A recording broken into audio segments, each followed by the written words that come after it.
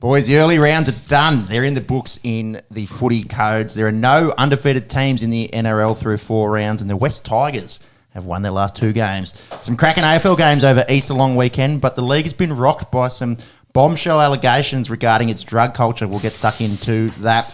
NFL rule changes, some new look kickoffs, and the dreaded hip drop. Australians are definitely familiar with the term. They've banned that over in the US.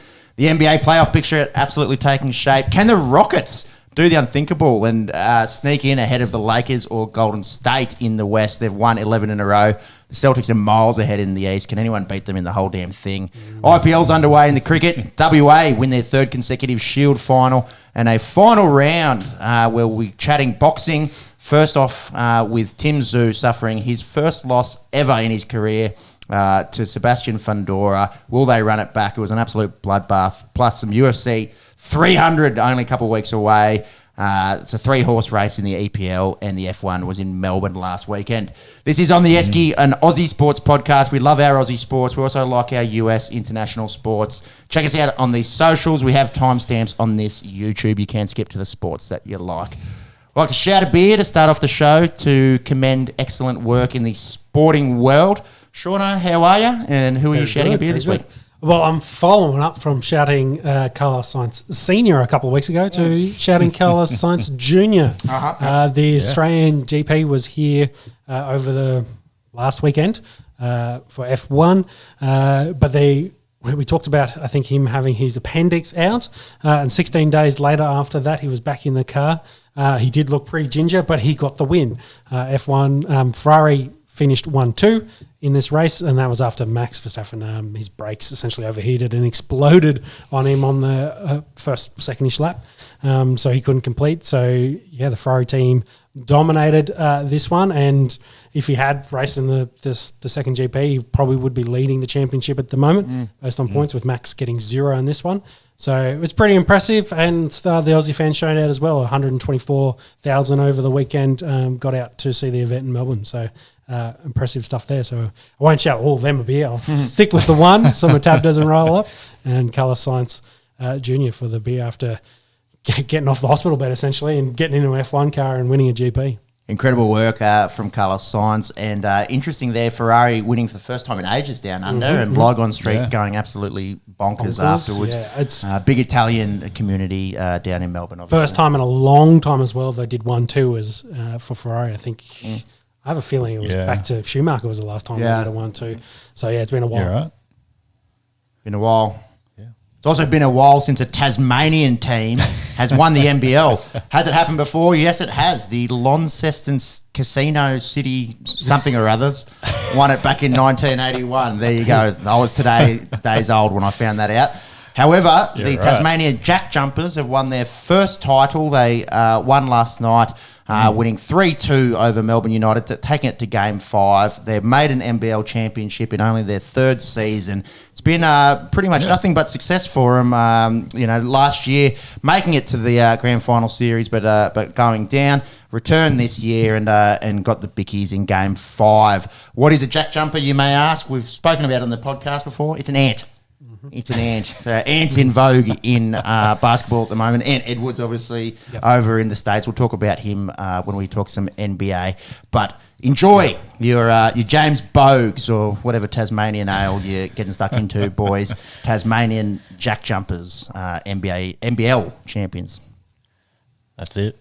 Monks? Jimmy? Yep, this week I am shouting Tom Hawkins a beer. Played his 350th game in the AFL, VFL this week up against Hawthorn. He scored 4 goals, so pretty decent game for him. Just shout out to a fairly decent career so far. He is only 5 games away from Joel Selwood being the most games played by Geelong's player. And then, we'll see where he goes from there. A lot of speculation that he's probably going to hang up the boots maybe this season. Depending on how healthy he is, how he feels at the end of the season. So, not sure how much further up that list he'll get. So, he's currently 24th. How old is he at the moment? I think he's 35. With that You rig, should be able to just scroll up. Yes, 35. Yeah, Turns- with that turns rig, 36 you in think you July. can go around a couple of times. Like, Yeah, it's hard. Like key forward. it's a bit of a different game as well. Yeah. So. Yeah. He certainly could. It's about desire, I suppose, and with the Selwood and Isaac Smith retirements last season, bit of a- Geelong maybe coming out, although they've played well, but maybe coming out of flag windows. Yes. Yeah, it'll be interesting to see what he does next year. So 5 games to go past Selwood. So injury Should do it this season. aside, he should do it. Halfway through the year, and then in terms of actually going fairly high up that list. So he's 350 today. 350 so he could go to like top 12 with Bernie Quinlan's there on 366. Yeah. So if he has an injury-free year, he jumps him, and then Adam Goods is 372. So Yep. unless they pretty much went to the GF and he played every game, probably not going to catch Goodsy. But yeah, it's certainly on track to be Geelong's all-time games holder, and Definitely, yep. and yeah, it's not really looking like slowing down. Booting 4 today in that lightning-affected game at the G. We'll talk all things footy and AFL in a moment when we get to our AFL section. We also hand out a mop for questionable behaviour during the week or the fortnight that was. We've gone quad mop. There's been a fair few. Yeah, janitor convention for this Yeah, one. janitor convention. That's right. We had to hand out all the mops. All the mops. Should we kick it off with Shohei Ohtani? I think. Yeah, I feel like it's the biggest story. It's out a of it. massive story, especially for baseball. So It's been developing over the last month or so, hasn't it? yeah, well, it kind of came to head in the last kind of week and a half with all the news story and the crux of it. He's now moved into California. There's been illegal betting to the point of a $4.5 million debt through an illegal bookie, and then his name, of course, has come up in that as part of some of those transactions. His interpreter, how do you say his name? Where did I write down? Ippy, I think it was. Mizuhara. Ippy Sahara. We might need an interpreting the interpreter. Did a tell-all on ESPN. He spent 90 minutes explaining everything that happened and how essentially Ohtani was an awesome bloke and helped paying his debts off. And he was the one that was placing all the bets. And then... With all that money that you make from interpreters' income? Yeah, exactly. Because we got to remember it's a debt. So Ohtani was then paying the debt off. So if Allegedly. So if you're the gambling house, you start asking some questions. Well, it's like, you got to know he's good for it. So is Ohtani's name being thrown around more, or what's Ohtani's involvement? I guess is the massive question. His legal teams then, of course, got involved in it. Then they've shut it all down. He did another interview saying he's never bet on Major League Baseball. He's not a gambler. And essentially pays him Mrs. Zahari as the bad guy in all of this. He's done it all. He's been stealing money from me. Essentially, either he's the bad guy or he's taking a huge fall here for Ohtani to, I guess, protect the Japanese Jesus, as he will, for baseball with his massive endorsements and his huge contract for Major League Baseball. It's a pretty big allegation once there's theft involved, isn't there? Yeah. Because then it becomes like criminal, doesn't it? Well, the illegal gambling is also criminal, so there's a big true. part of that, especially in California. And Mizahari's kind of chat saying like I thought it was like DraftKings. So because obviously it sounds like when he was at the Angels, that there might have been some gambling they were doing as well on that, but that's in a different state which has it legal. So he's moved somewhere where it isn't, and they've been caught out. Rumor, a part of that interview, he said that they only ever betted on international soccer, which I guess kind of makes sense, and I think international horse racing were the two. Don't think there's any bets on unders here, as you will. We'll get to that in a minute. Ohtani's betting on himself and that's taking a high line. Yes. So none of that allegedly, all bet on foreign sports, but they've kind of changed the tune. So, what story is believable? Is it the one where Ohtani knew about some of this, was involved, was helping out? The conspiracy theory was Zahari the go-between? Was he the one actually placing the bets on Ohtani's behalf? And Ohtani's got an MJ-type size gambling problem? Or on the end, if we believe the legal team, is he really the bad guy who's been stealing money? either way, it sounds like it will go through a very long legal process, and I suppose I think both of them would just hope it goes away, but someone might spend a few bit of time in the pen if it keeps up. Yeah, I think there's too many dollars involved for it to just go away. Yeah. That being said as well, like $4.5 million bet, this must have been ongoing for a while. It's not like they just took a couple mil out and just put it all on black. Yeah, well, that's the thing. Maybe some of those were big bets, and that's why they got into debt so quickly. But again, how is this interpreter getting all this money to place these bets? Or why are you letting him place bets that he can't? And accumulating like a translator can't repay unless, Otani's name is tied to it, which is, I guess, how this all kicked off. Because they found it while they were investigating this illegal bookie. Otani alleges that Mizuhara stole $4.5 million to pay off his gambling debts. A story Mizuhara seemed to adopt only after telling ESPN that Otani authorised and physically completed the payments. So it's a lot of he said kind of stuff going on, and it's certainly going to be a lengthy bit of time before we find out how it plays out. I suppose that's it as well. Like, it's not like he's pulling cash out of his wallet either. Like 4.5, like you got to remember it's a transactions are going to be like online, or like they need some sort of bank signature. So so how's Otani not knowing? Exactly. His finance manager, his business manager also in on it. And they're really good friends, and he's been his translator for ages. I believe they were like school friends essentially.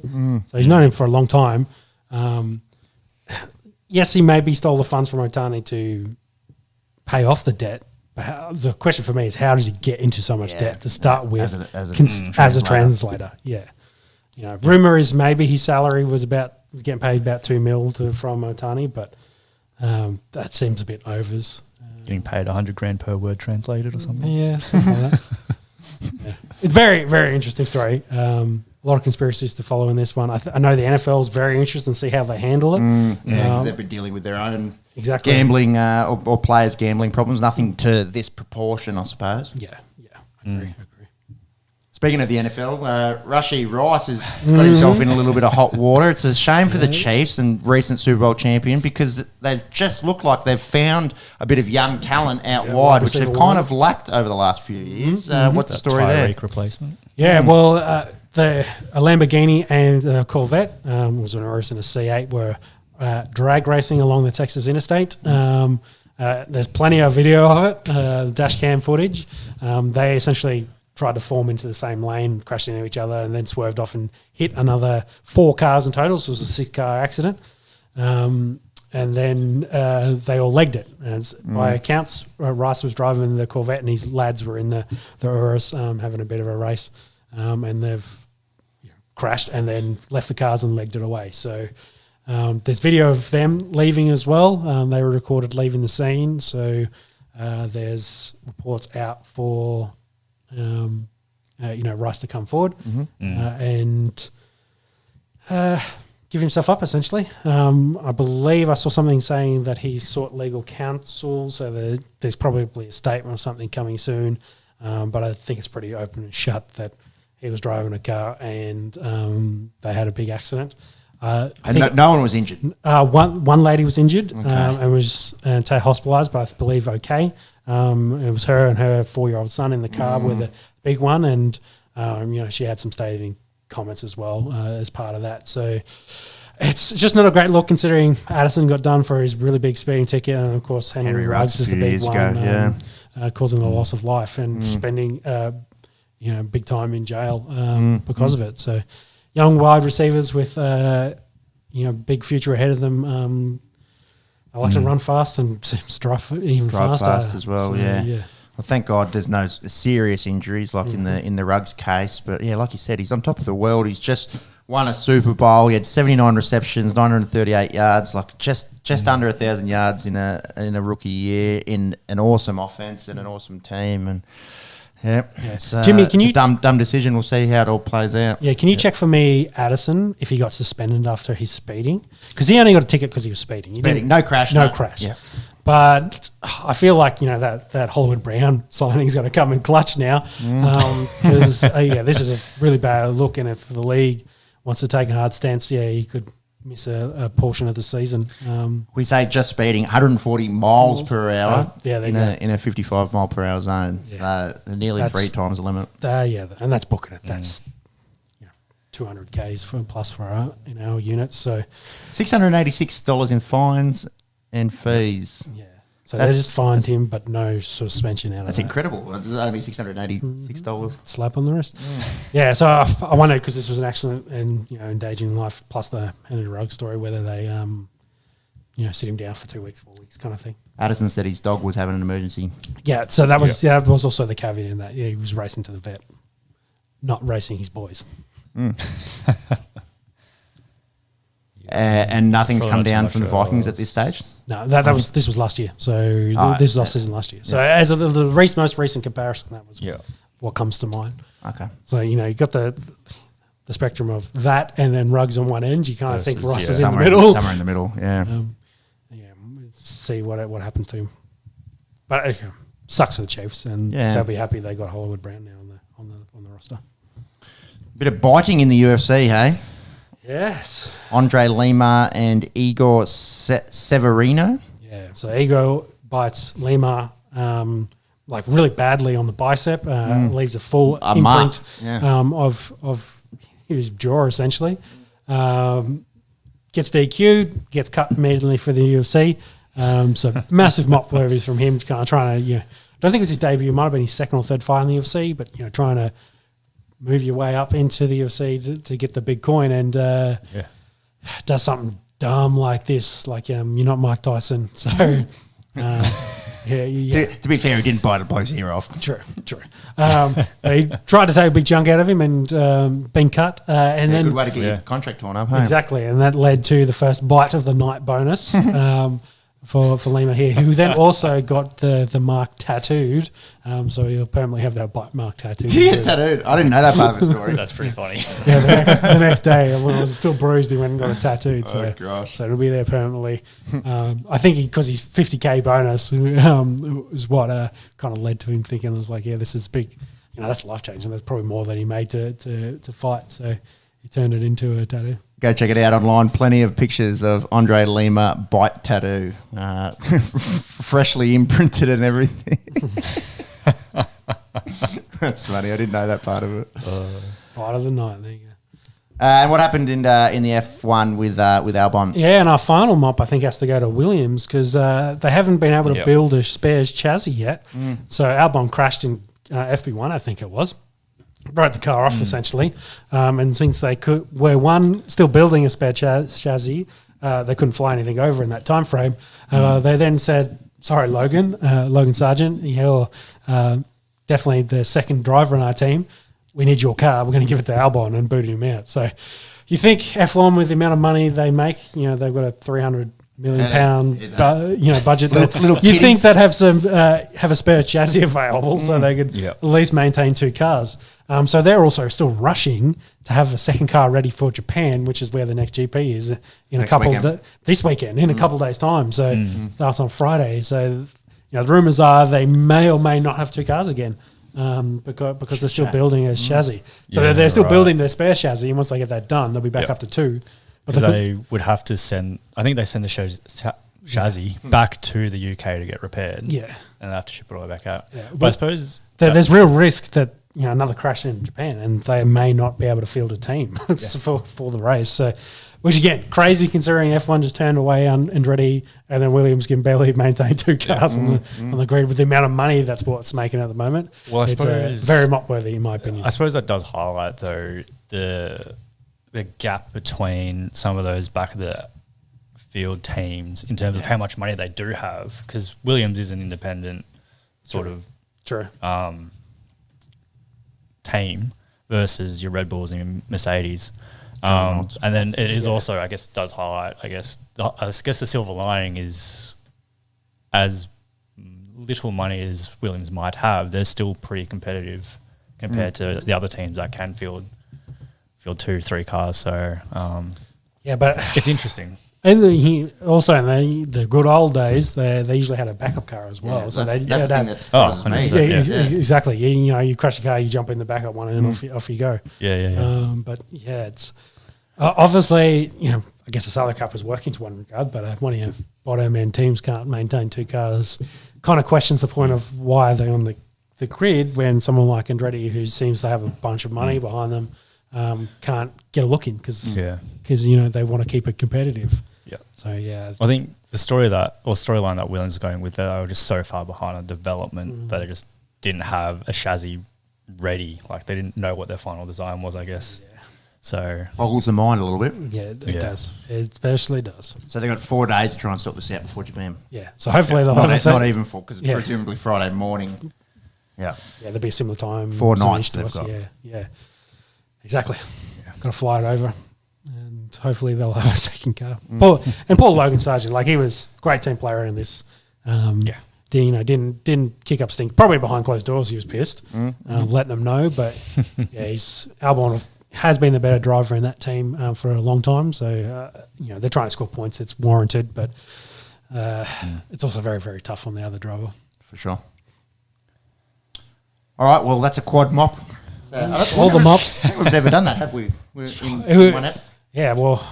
Don't think so. No, not that many. We had the mop of the year last year, which went to the Victorian government and their handling of the Commonwealth Games. Shit, well, we could talk about the Brisbane government at the moment as well.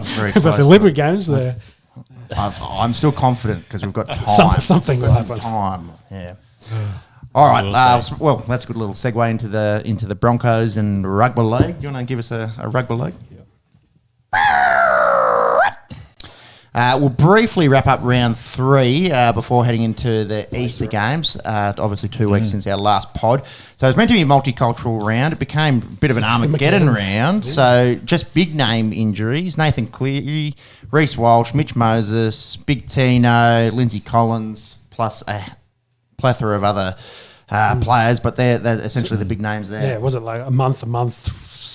8 weeks, 10 weeks maybe for Moses. Season for Tino, about a month for Collins. It was it was basically all starting 13 plus bench available through injuries after the last rounds we had, and it continues even into round 4. It's been a bit of a bloodbath at the moment for injuries. I showed you someone had shared the currently injured 17, and it reads pretty close to an Origin lineup. Walsh, Greg Marzu, Billy Smith, Tane Tuapiki, who's been pretty good for the Wars, Tom Chester, Mitch Moses, Nathan Cleary, Payne Haas, Sandon Smith, Lindsay Collins, Scott Sorensen, Bryce Cartwright, Tino Fa'asasui Mala'away. That's half an Origin team right there. So big stars are gone, only a month in. Luckily, that outside of Portino, everyone should be back. Either before Origin or in time for the middle of the season. A lead in game or 2, middle of the season. So fingers crossed for all those guys. But I guess it's opened up a lot of opportunity for young fellas to come through and get some game time. Yep. Yeah. Tristan Saylor. We'll get to him in a second, but didn't look out of place with the one on his back earlier this weekend. Let's quickly go back to last weekend. Run us through what's happened. So grand final rematch, Penrith-Brisbane. Penrith smacked them 34-0 after 50 minutes. Unstrength Brisbane team, of course. Massive caveat. Missing their biggest 3. So Walsh had the facial fracture early on. Fair bit of sort of conjecture around should that have been a sin binning in terms of... Well, they had a very similar one last year. It was high contact. Yeah, it was high contact. Yeah, so... I think you're right. There's half of Brisbane's missing. Probably can't judge the Broncos so much on that game. Yeah, and I feel like this week's game really showed the amount of reliance they have on Reynolds.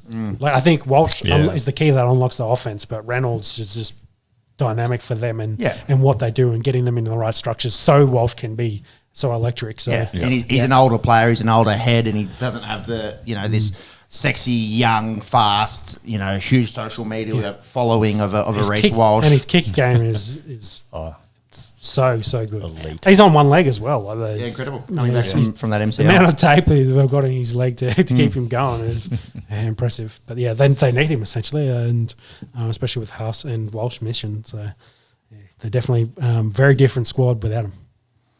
Waz got a win against the Raiders. That was their first loss. That game was in Christchurch, so we spoke last pod about a South Island bid and selling out Christchurch. They're turning up in what is really rugby union heartland. You think of the Crusaders as synonymous with success in Super Rugby format. So, be interesting if the NRL does go down that pathway. A good WAS team really helps the fan base over there, doesn't it? Yeah, there's something about those WAS crowds, like just these sellouts over in New Zealand, and the atmosphere and the noise, and it's good stuff. So, who was the fullback got injured? Yeah, so Tuapiki got injured in that with a HIA, and Roger Tuivasa-Sheck played fullback and got named at one. There was a fair bit of conjecture there because Chance is still a week away. I think Chance is still off, and he got brought over to play in the centres, but it's pretty fucking handy at fullback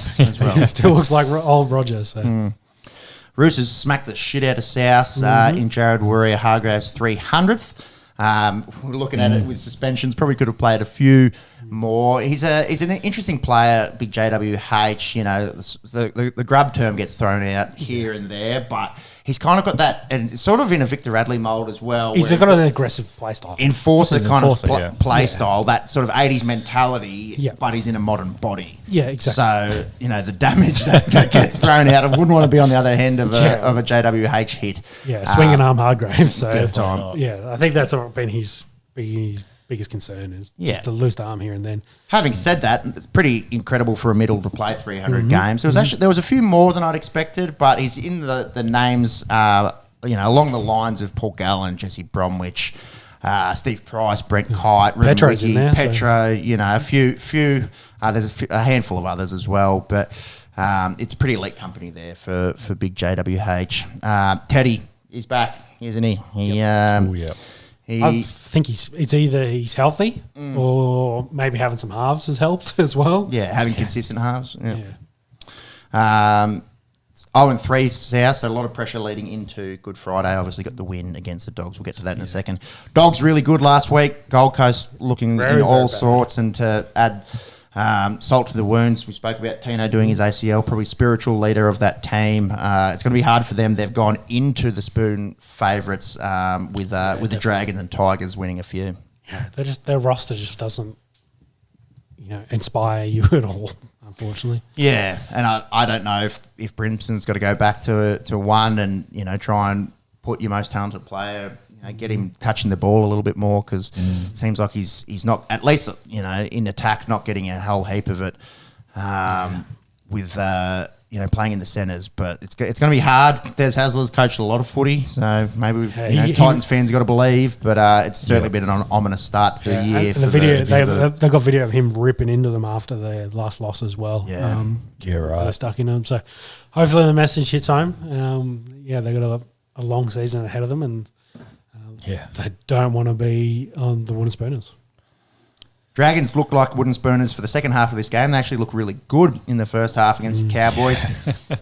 There was about 18-4 at one stage. Dragons up, and Raymond Fatola Mariner bombed a try, and then the floodgates just opened at the other end. Big foul Holmes, got to give him some credit. Nearly 250 run metres, try assist, looked really, really good. Cows went to the top of the table, 3-0, were undefeated into the monsoon game at Suncorp. Don't know how many people tipped the Tigers to beat the Sharks 32-6. No, Mate, Leichhardt Oval, keep it open. There's a lot of talk about it going down, Rugby League, the NRL might buy it to some... Yeah, keep it alive, man. The hill at Leichhardt with the Tigers winning a game that no one had expected them to win, with Appy playing his absolute tits off. Yep. It was good viewing, and it's for a lot of people, and watching the Tigers win late today as well. This team has been so horrendous for so long. They've gone through so much. It's gone through so much, and people questioning Benji and his, the way that he's treating his job, and the bloke's a month in. Yep. You're like, so everyone else is watching the Tigers going, yeah, come on, it's like the little brother now. Provided they're not playing your team. If no offense, Parramatta, but I was really hoping that Tigers get the win today, and they look really good against the Sharks. And a lot of that's going to be a lot of the chat moving forward is I think Appy has to play Origin the way that he's playing. So is it with Cook or is it with Robson? Well, with Cook, they're experimenting with him coming off the bench as well. And South's kind of form at the moment. They're in kind of all sorts for their connections. So Still a month and a bit away. I think, happy. They're playing really, really well. Now, we gave Brisbane a caveat, missing a lot of players. Sharks in that game had no Finucane, no Royce Hunt, no Toby Rudolph. So missing half their starting forwards. Yeah. Who's the Sharks hooker? Brayley. No, it's not Brayley. Blake Brayley? No, that's not who I'm thinking of. Don't worry. I was thinking of the Dragons guy. Cam McInnes? Cam McInnes, who plays 13 mostly for them, but can fill in as a hooking role. Okay. Yeah, chat was that Madge is having a look to play some Origin. Yeah, interesting. He's been really good. He's playing big minutes rate. And 40-plus tackles a game. And there was that one last year he made 70-something. Yeah. So no one definitely can question Cam McInnes' work rate. Look at the amount of teeth that he's got left as well. He definitely doesn't mind putting his head in the hard places. Oh, yeah. Be interesting. I don't know if that's where New South Wales is lacking at the moment. But, yeah, being a Dragons fan and watching Cam McInnes for many years, his work rate is incredible. Eels beat Manly, probably the game of the round last week. Turbo and Garrick, when they're on, they look incredible. Manly essentially gave up a bit of a lead. There's a bit of niggle at the end of the game. Josh Aliwai trying to put a bit of a shot on Gutho, and the Eels didn't like it. Big story was Mitch Moses. He played 80 minutes, looked a little ginger coming off. Has a Jones fracture, which is your fifth toe, essentially, right down the base of it. Important for weight bearing. Had to have surgery on that early during the week. We won't see him for probably 2 months. Yeah, okay. Oh, wow. 6 to 8, I think was the same. Yeah, and they can be quite. They can be. It's only a little. Yeah, and your feet sucks. Well, it's only a little fracture, but because that side of the foot is, there's muscles that attach on there. It is very important. Important, for loading that lateral side of the foot. So it definitely can be a little bit of a longer rehab. Probably don't expect to see him for at least 6, probably more like 2 months. Eels fans. Yeah, and probably rules him out for the Origin period. Yep. Yeah, well, there's a lot of chat there as well. Is Moses good enough to be playing alongside 6 or 7? Cleary? I'd say yes on form and defensively. One of the better halves that there is. Yep. Expected to be back around 12 or 13. Yeah, so to miss he's definitely going to miss Origin 1 at least. Yep. Also, Jerome Luai's probably putting his hand up saying, I'm still excuse me. Knights beat the Storm, opened their account for the year. Again, no Munster, no Hughes for the Storm. Kai Pearce-Paul, we spoke about him in the start of the season, or the pre-season, played 80 minutes in that one, pretty much locked up one of those edge positions. Let's roll it into this week, the Easter Games, boys.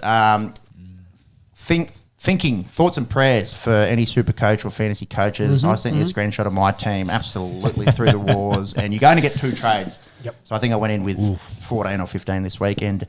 My fantasy team is 0-4. Let's go. much like NFL. Well, won a couple of games at least in NFL. Big game, Chooks, Panthers, no Cleary, Panthers system. Sometimes it looks like you could put a traffic cone out there to play 7. Probably couldn't, but Brad Schneider didn't look out of place, and they got the bickies there. Taruva hat-trick. Dragons apparently sniffing around. Interested, definitely. For him. So I think he wants big money in Penrith. We just can't afford it after paying the centres. So Dragons don't mind paying wingers big money at the moment. well, that's the Lomax chat that there's basically a deal in place for the Eels, but Flanagan doesn't want to let him go unless he gets something in return. So, which will be interesting because I'm assuming the Eels are going to want to do a swap deal. But yeah. Well, I wonder if the swap's on the table. Yeah. Or there's, what else can they give really? That's the thing. If he wants something in return besides a player, do they want cash? Bad? yeah. Just scratch out Melbourne Storm and just give I don't know. It's a shame because Lomax has looked really good playing out on the wing, but obviously he's unhappy with the situation want to at play the club. On the wing, I think that was a big thing. But tell you what, Terrell May, he's starting to establish himself. Really consistent in the middle there. Pretty good in a team that went down. But Penrith, they've been the best team for the last 4 years, so can obviously do it without their spiritual leader. Yeah. So, question for you: after the first month, who's the best teams? Because I kind of felt like this Penrith Roosters game was the 2 best teams. The over creme the first de la month. creme. Yeah. I thought the Cowboys were there until we saw what happened. They've been kind of hot and cold. I think. Yeah, they haven't lost and they score points. True. Yeah, they switched off for 30 minutes against the Dragons. But I think before the Easter round started, I definitely had the Cowboys up there. And then there's just been some teams that started really well. Like we think back to Vegas and the first 2 rounds, how good Manly were looking, and they've looked pretty horrendous since halfway through the Eels game. The Wires maybe when Dolphins are top of the table at the moment. We haven't spoken about the team that's at the top. Yeah. Let's run us through what happened this week. Outside of Roosters Penrith, then we had Souths finally getting a win against Bulldogs. Needed a big win. How's the pressure? Yes. Pressure cooker of Latrell and JD and the organisation in general. It's a long season. They're 1-3. They were 1-3 when they won the whole thing in 2014. So I'm not saying the Souths are winning the comp by any means, but I'm just saying it's cool your tits. It's April 1. Well, I feel like the Bulldogs let this one get away. I think they had heaps of ball and had a lot of opportunities. Scored really late, probably left it too late to make it, get it close within 4. But I think that last 20 minutes they had all the ball and probably, with a little bit of extra polish, probably would have won this game. So. Still big question marks for Souths of really where they're going if they're struggling to get by Bulldogs. It's interesting because both teams are 1-3, and it's like the end of the world for South Sydney. And the Dogs, you're like, you're 1-3, but you've been in every game. You've looked a lot better than last year. But we said it in the preview. Souths on their list should be in top 4, guaranteed. If they don't make finals, then serious questions need to be asked. And with Whiten coming in, you're like, they're only going to get better. We saw flashes of it. He scored a double. There's all the talk about Sam Burgess, who's left, and he's doing bits over there in the Super League, being a coach at the moment. Because his thing was the reason they sacked him was he called him out. So they're saying there's preferential treatment for Walker and Latrell. They barely train. Where's the cult, like the Madge culture? Where's that gone? And I kind of feel like if JT disappears, Madge might walk right back into this role. But a lot of questions been asked, and Sam's a good coach, obviously, evidently. And was he right? And I guess some of the things we're saying is probably. A lot of the stuff in the media about Latrell's laziness is sort of been highlighted or has confirmed. His positional play at fullback is pretty dreadful in defence. He has his moments. Such a shame because, when he's on, you're like, holy fuck, he could be the best player in the world. It's GI 2.0.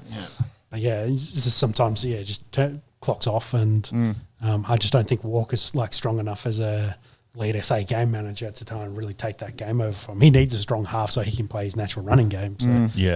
Which was Adam Reynolds, and he's in Brisbane. So, what did you think of the hooking of Lachlan Ilias last week?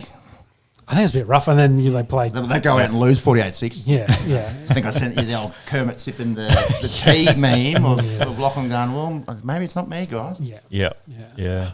I wonder if putting Cook on the bench for that game kind of fired him up for this one, because he did play really, really, really well. But again, it's the Bulldogs. They're expected to beat the Bulldogs. Bulldogs are in the bottom, expected to be in the bottom 4. These guys are, should be pushing into the top 4. It's tough. And, it doesn't get any better for them. Alex Johnson's going to miss 6 weeks with a hamstring there, at least 6 weeks. It might be longer. Getting hamstrings for a winger is not a great thing to have. No. That really hampers his try scoring record chase. Still got to get it. That's just probably not this season anymore. Broncos. Broncos, Cowboys. Return to form. Big time. I thought with the Cowboys, the way that they've been playing, and no Walsh, no Haas, no Peukura, we didn't even mention before, I thought the Cowboys would get the job done. And then, like you alluded to before, Adam Reynolds is possibly the most important name out of all those guys. This young superstar fullback, this workhorse middle forward who's doing things that we don't see middles do. Reynolds is still probably the most important piece. Yeah, definitely. He's the glue that really links it all together. Haas sets the platform. Walsh runs the awesome plays out the back. To link all that stuff together, Adam Reynolds, and his kicking game in this, especially in the wet, I think was really one of the big differences. Led to a lot of their tries. And then they were just good. They just played good, solid footy, and I think they'll be very happy playing that derby to get a win here over the Cowboys. Yeah, nice that you mentioned the kicking game because he's absolutely given the outside backs nightmares for the Cows under that high ball. But who'd want to take one of those high balls on a Friday night game when the weather's pristine? It was torrential. So can't really fault Tulungi and Felter for their drop balls, and it'd be hard. But he's definitely but even the short exposed stuff. His short kicking game was Rand's try was good. Yeah, how good is Corey that little Oates' grubber? try? Yeah, excellent. Cobbo doing his things. I think that Tom Deaton try save on Cobbo was one of the best you've seen in a while. Yeah. Where does that rank? Like, obviously, Scott Sattler on Todd Byrne is probably the ultimate in terms of try savers because you've got a lock forward chasing. Xavier Coates did it last year. But him making the tackle is a quick dude. It's a bit different than the little six chasing down Cobbo, who you'd think would get away from him. I think people sleep on Tom Deaton's pace. I've heard people because sneaky quick. Well, how you read in the comments, NRL should bring back the 100 meters, and saying he's the fastest man. Which player would go forward from each team, and a lot of people for the Cows are like, Drink should probably go, maybe Tulungi, and some people are like, no, don't sleep on Tom Dearden. Like he might actually be the quickest of the bunch. Showed it in this. He got across, and then it was textbook tackle to get Cobbo over the sideline before he could get the ball down. Was it touchy watching? The touchy said it was a try live. You're like, it was very close. What have the refs been watching all season? There's been some dubious calls. Like what was the one the bunker got wrong last week, and then they came out saying, "Oh yeah, we got it wrong. It was actually." Obstruction's been the big thing at the moment. Obstruction's always going to be the talk. But just don't stop in the line. I think it's reasonably it's black and white the rule, but in that sense. Yeah. But I feel like the ones where there's been two, I think the obstruction's been called on the fullback because the guys run through the line and then the fullback's come across and got it. Well, the fullback can still get obstructed, but are they going to affect the play is probably the question. That was the big question. And I think that was in the Roosters-Penrith game, which actually was the deciding try. But I don't think... I think it was on Teddy. I don't think Teddy was going to get there anyway. So, but they, ruled it an obstruction, and then they came out the next day saying, "Sorry, we got it wrong." Anyways, very rugby league. Ref bashing. We're not a ref bashing podcast. Just finish on Big Jason. The rumor his minutes been way down. I think he played 40 minutes, then into 20 minutes in a game. Rumors are his knees are no good, and he's got a big bad knee cartilage, degenerative knee cartilage. Even to potential medical retirement for Big JT. So I'd hate to see it, but it's a bit odd there. His amount of plays been way down of late. What did he play in that one? 40-something? 49. Listening to NRL Physio talking about this, and interesting few points that he made. In that you could probably scan 30-plus-year-old middle forward. Most of them got fucked. And most of them, would have some sort of imaging finding. And B, he was kind of the opinion if it's wear and tear, there's no chance of a medical retirement. But minutes are definitely way down. I think it's kind of even in terms of that long-term deal. Like, he's coming to the end of it. Yeah. He's put in year and year, and obviously the last 2 years he's been down on where he was. But you were talking about a guy that, the bar was so high in that he's this middle forward that, runs for 200 metres and makes 38 tackles in a game and has a few offloads. He's not 26 anymore. Like, you're gonna face a little bit of this. And his numbers aren't horrendous, but it's clearly not the Jason Taumalolo of a few years ago. Hoping for him and the Cows, they're a fun team, and hopefully it's not sort of career chat, and he's able to sort of get his load managed and going through the end of his season, or the end of his contract, which is still this year and another year after that.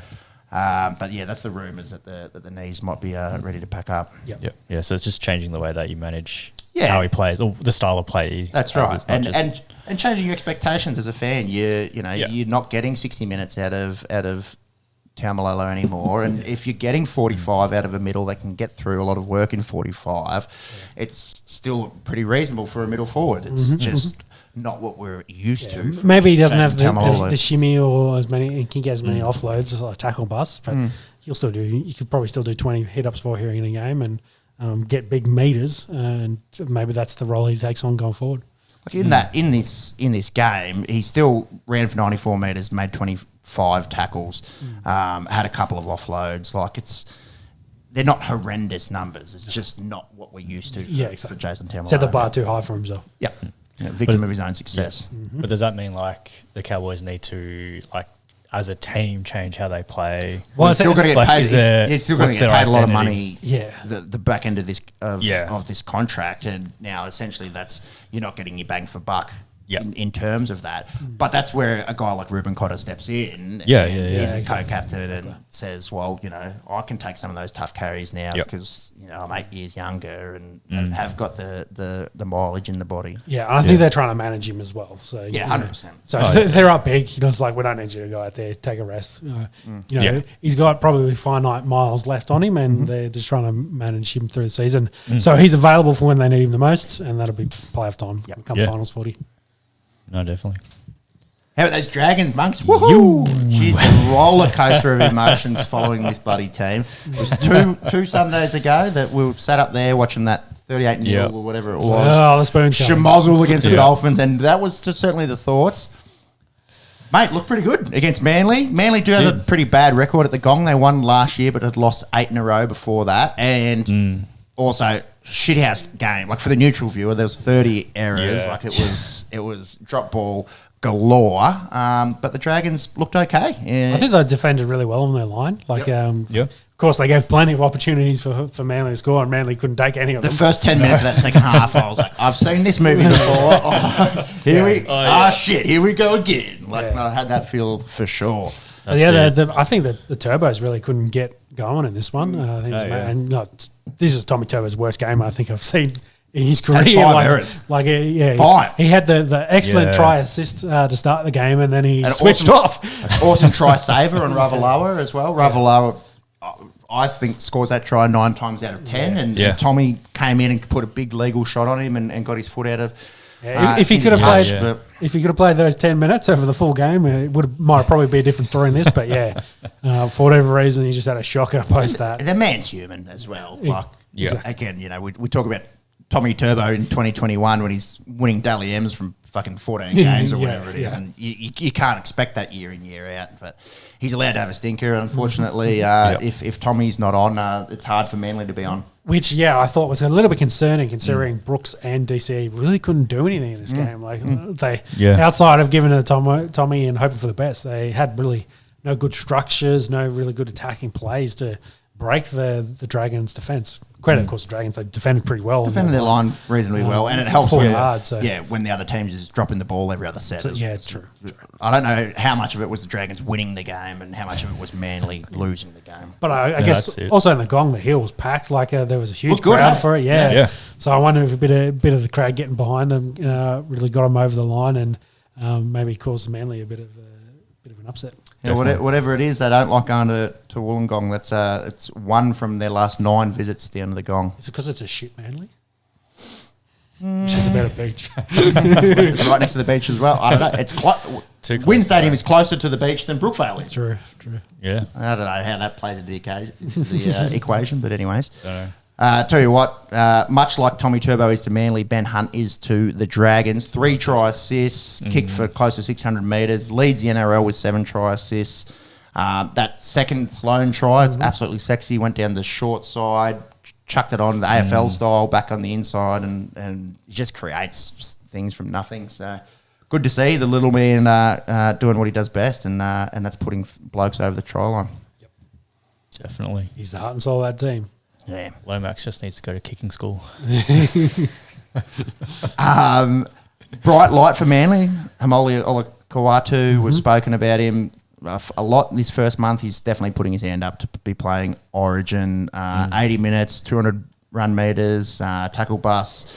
You hold your breath if you're the opposing team or, the opposing edge or centre that's got to, try and stop him when he's close to the goal line. In a league that's made up of big men, he looks bigger, so...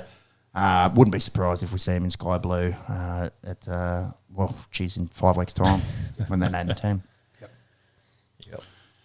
Speaking of Sky Blue, that's not going real good. We spoke about the Titans a moment ago. Wayne Bennett has got a very good record on the Gold Coast. Loves going there. Hasn't lost on the Gold Coast since 2009, old Wayne Bennett. Titans looked okay for the first 20 minutes, and then it was all downhill. Much like last year, you look at the highlights, you look at the numbers, and when Hammer and Osaka are on, the Dolphins look pretty good, and they're top of the table. Yep.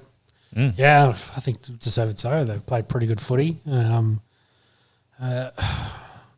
they got hammered by the Cowboys, didn't they? When was that? Was that a preseason game? They haven't lost, have they? Not in the season. Maybe it was a preseason game. And the few warning signs. Round one. Oh, round one. One round. Because we said it at the start of it, everyone's lost the game now. So the top four is all 3-1. Yeah, exactly. Yeah. So that hammering against the Cowboys, you're kind of worried for them. And nothing like playing the Dragons to play into a bit of form. Dragons in the Titans. So there is that. Yeah, well, that's true. Have they beaten anyone of note? And then is that Tigers? Which is no. And they got Tigers after that. They got Tigers, Broncos after. Watch out for the Tigers, bro. They're legit. Yeah, true. Broncos will be a big test for them for another Queensland derby. But can't fault what they're doing at the moment. And I think Katoa in that squad is much better. And I think they just re-extended him as well, re-upped his deal. Yeah, good. So, I didn't like him going in and out of the side last year. Yeah. Wayne Bennett, what the fuck are you doing, bro? Yeah. But it's good to see him get a bit of consistency and the kid's obviously talented, so be interested to see how he goes the rest of the season. Yeah, I think 6 is probably his best spot, and maybe 7 in the future. Who knows? But I feel like he just needs a good 7 around him at the moment. Someone consistency around him, so he can just keep building on his game because he's super young and he's an excellent talent. Did you see the hip drop from Max Plath on Philip Sammy? It wasn't good optics. Yeah, it was a car crash in slow-mo, essentially. That one. Sammy's okay. I think he's avoided any sort of lower leg injury. Just bending back. It looked more like a horse collar kind of tackle, the way you bending back and you land on the back of the legs. But looked like doing the fucking limbo. Exactly. Yeah. That's the position he ended up in was the limbo. So he got sent off and likely going to miss a bit of time as well for that one. We'll be talking a lot of hip drop when we talk NFL. Yes. The 2 surprise packets of last year played each other, Waz and Knights. Waz winners 20-12. We spoke about Tuapiki getting injured last week. Yeah. RTS goes into 1 and didn't look out of place whatsoever. The other one looked pretty good as well. Kalen Ponga, if you have a look at his numbers, but the Waz were just better. Did come at a cost, Luke Metcalf. Can you chase that up? Yeah. It looked like a broken leg. I think confirmed. Yeah, see, confirmed was broken leg. But yeah, it looked bad. And that's unfortunate for him because he's looked good, hasn't he? He's definitely looked good. Looked good last year. He kind of locked down that 6th spot. It's a big loss for them. Whilst you chase that up, Sharks come back from 18-0. The old Canberra Faders certainly back. Big time Faders. And look, we mentioned about how the Sharks missing half their forward pack, and the fill-ins did a good job. Hines pretty good. He had an off game last week against the Tigers, and when Hines is on, Cronulla seem to be on. They can score points very quickly. And Canberra are pretty dreadful in this one. Savage and Horsburgh both brought up the ball multiple times. I think they just struggled. They got, it was 12 minutes to go in the first half, and then they clocked off, and it was all Sharks after that. The Raiders really couldn't come back into this one at all. Maybe a little bit of a reality check for the Raiders after starting so well. How'd you go with Metcalf? Is that confirmed? No, nothing just yet. Sandwich bone? It'd be fibula, I would think. Yeah, NRL's got him listed as an ankle injury. So distal fibula, I would imagine. Yep. Or as Brandy Alexander said on the live call, the old fibia, which is... That's fair enough. We try to talk rugby league and don't know much about rugby league, so goes around, I suppose. Brandy, love you, Tigers. How about this game today? There at Combank Stadium. Eels pretty handy lead. Was it 14-6 at the half, something along those lines. Blaze Talangi comes in. I think it was 6-6 at the half, and they came back and they scored. Anyways, Eels were up 14-6 going into the stretch. And then the young fella, is it Gavin? Galvin got sent off for hip drop as well. So you'd think they didn't look nearly as bad, I must say. No, true. you'd think the Eels would run away with it, but the Tigers hold on and then they score, bring it back, score twice, take the lead. Great game for the neutral viewer. Yeah. That is like riding a fucking, 75 to 1 chance down to the last 200 metres at Randwick and just, come on, you good thing. Come on. It was good. And I think the rugby league gods as well. Well, the Eels kicked 2 points to make it 16 all. Then the knuckleball from Caesar with under a minute to go to ugly field goal. Ugly field goal, yeah. No pictures on the scoreboard. Yeah, but gets them the 1 point, and then we have the short kickoff, and the Tigers get penalised for offside. On my review of that replay, it looked like the Eels do actually hit the ball backwards, not the Tigers. So I think they were a bit hard done by on that one, but they get penalised. So Gutho from the 40, maybe 10, 15 to one side, has to slot it over and misses. And like you're going to say, the footy gods, I think, shined down on the Tigers on this one after a dubious penalty. Got them away with it, and they win by 1. Didn't look good off the boot for old Gutho, poor fella. But again, fortunately not. They've just been absolutely stomped on the last 5 to 10 years, really. So any little win like that. Since Benji retired, bro.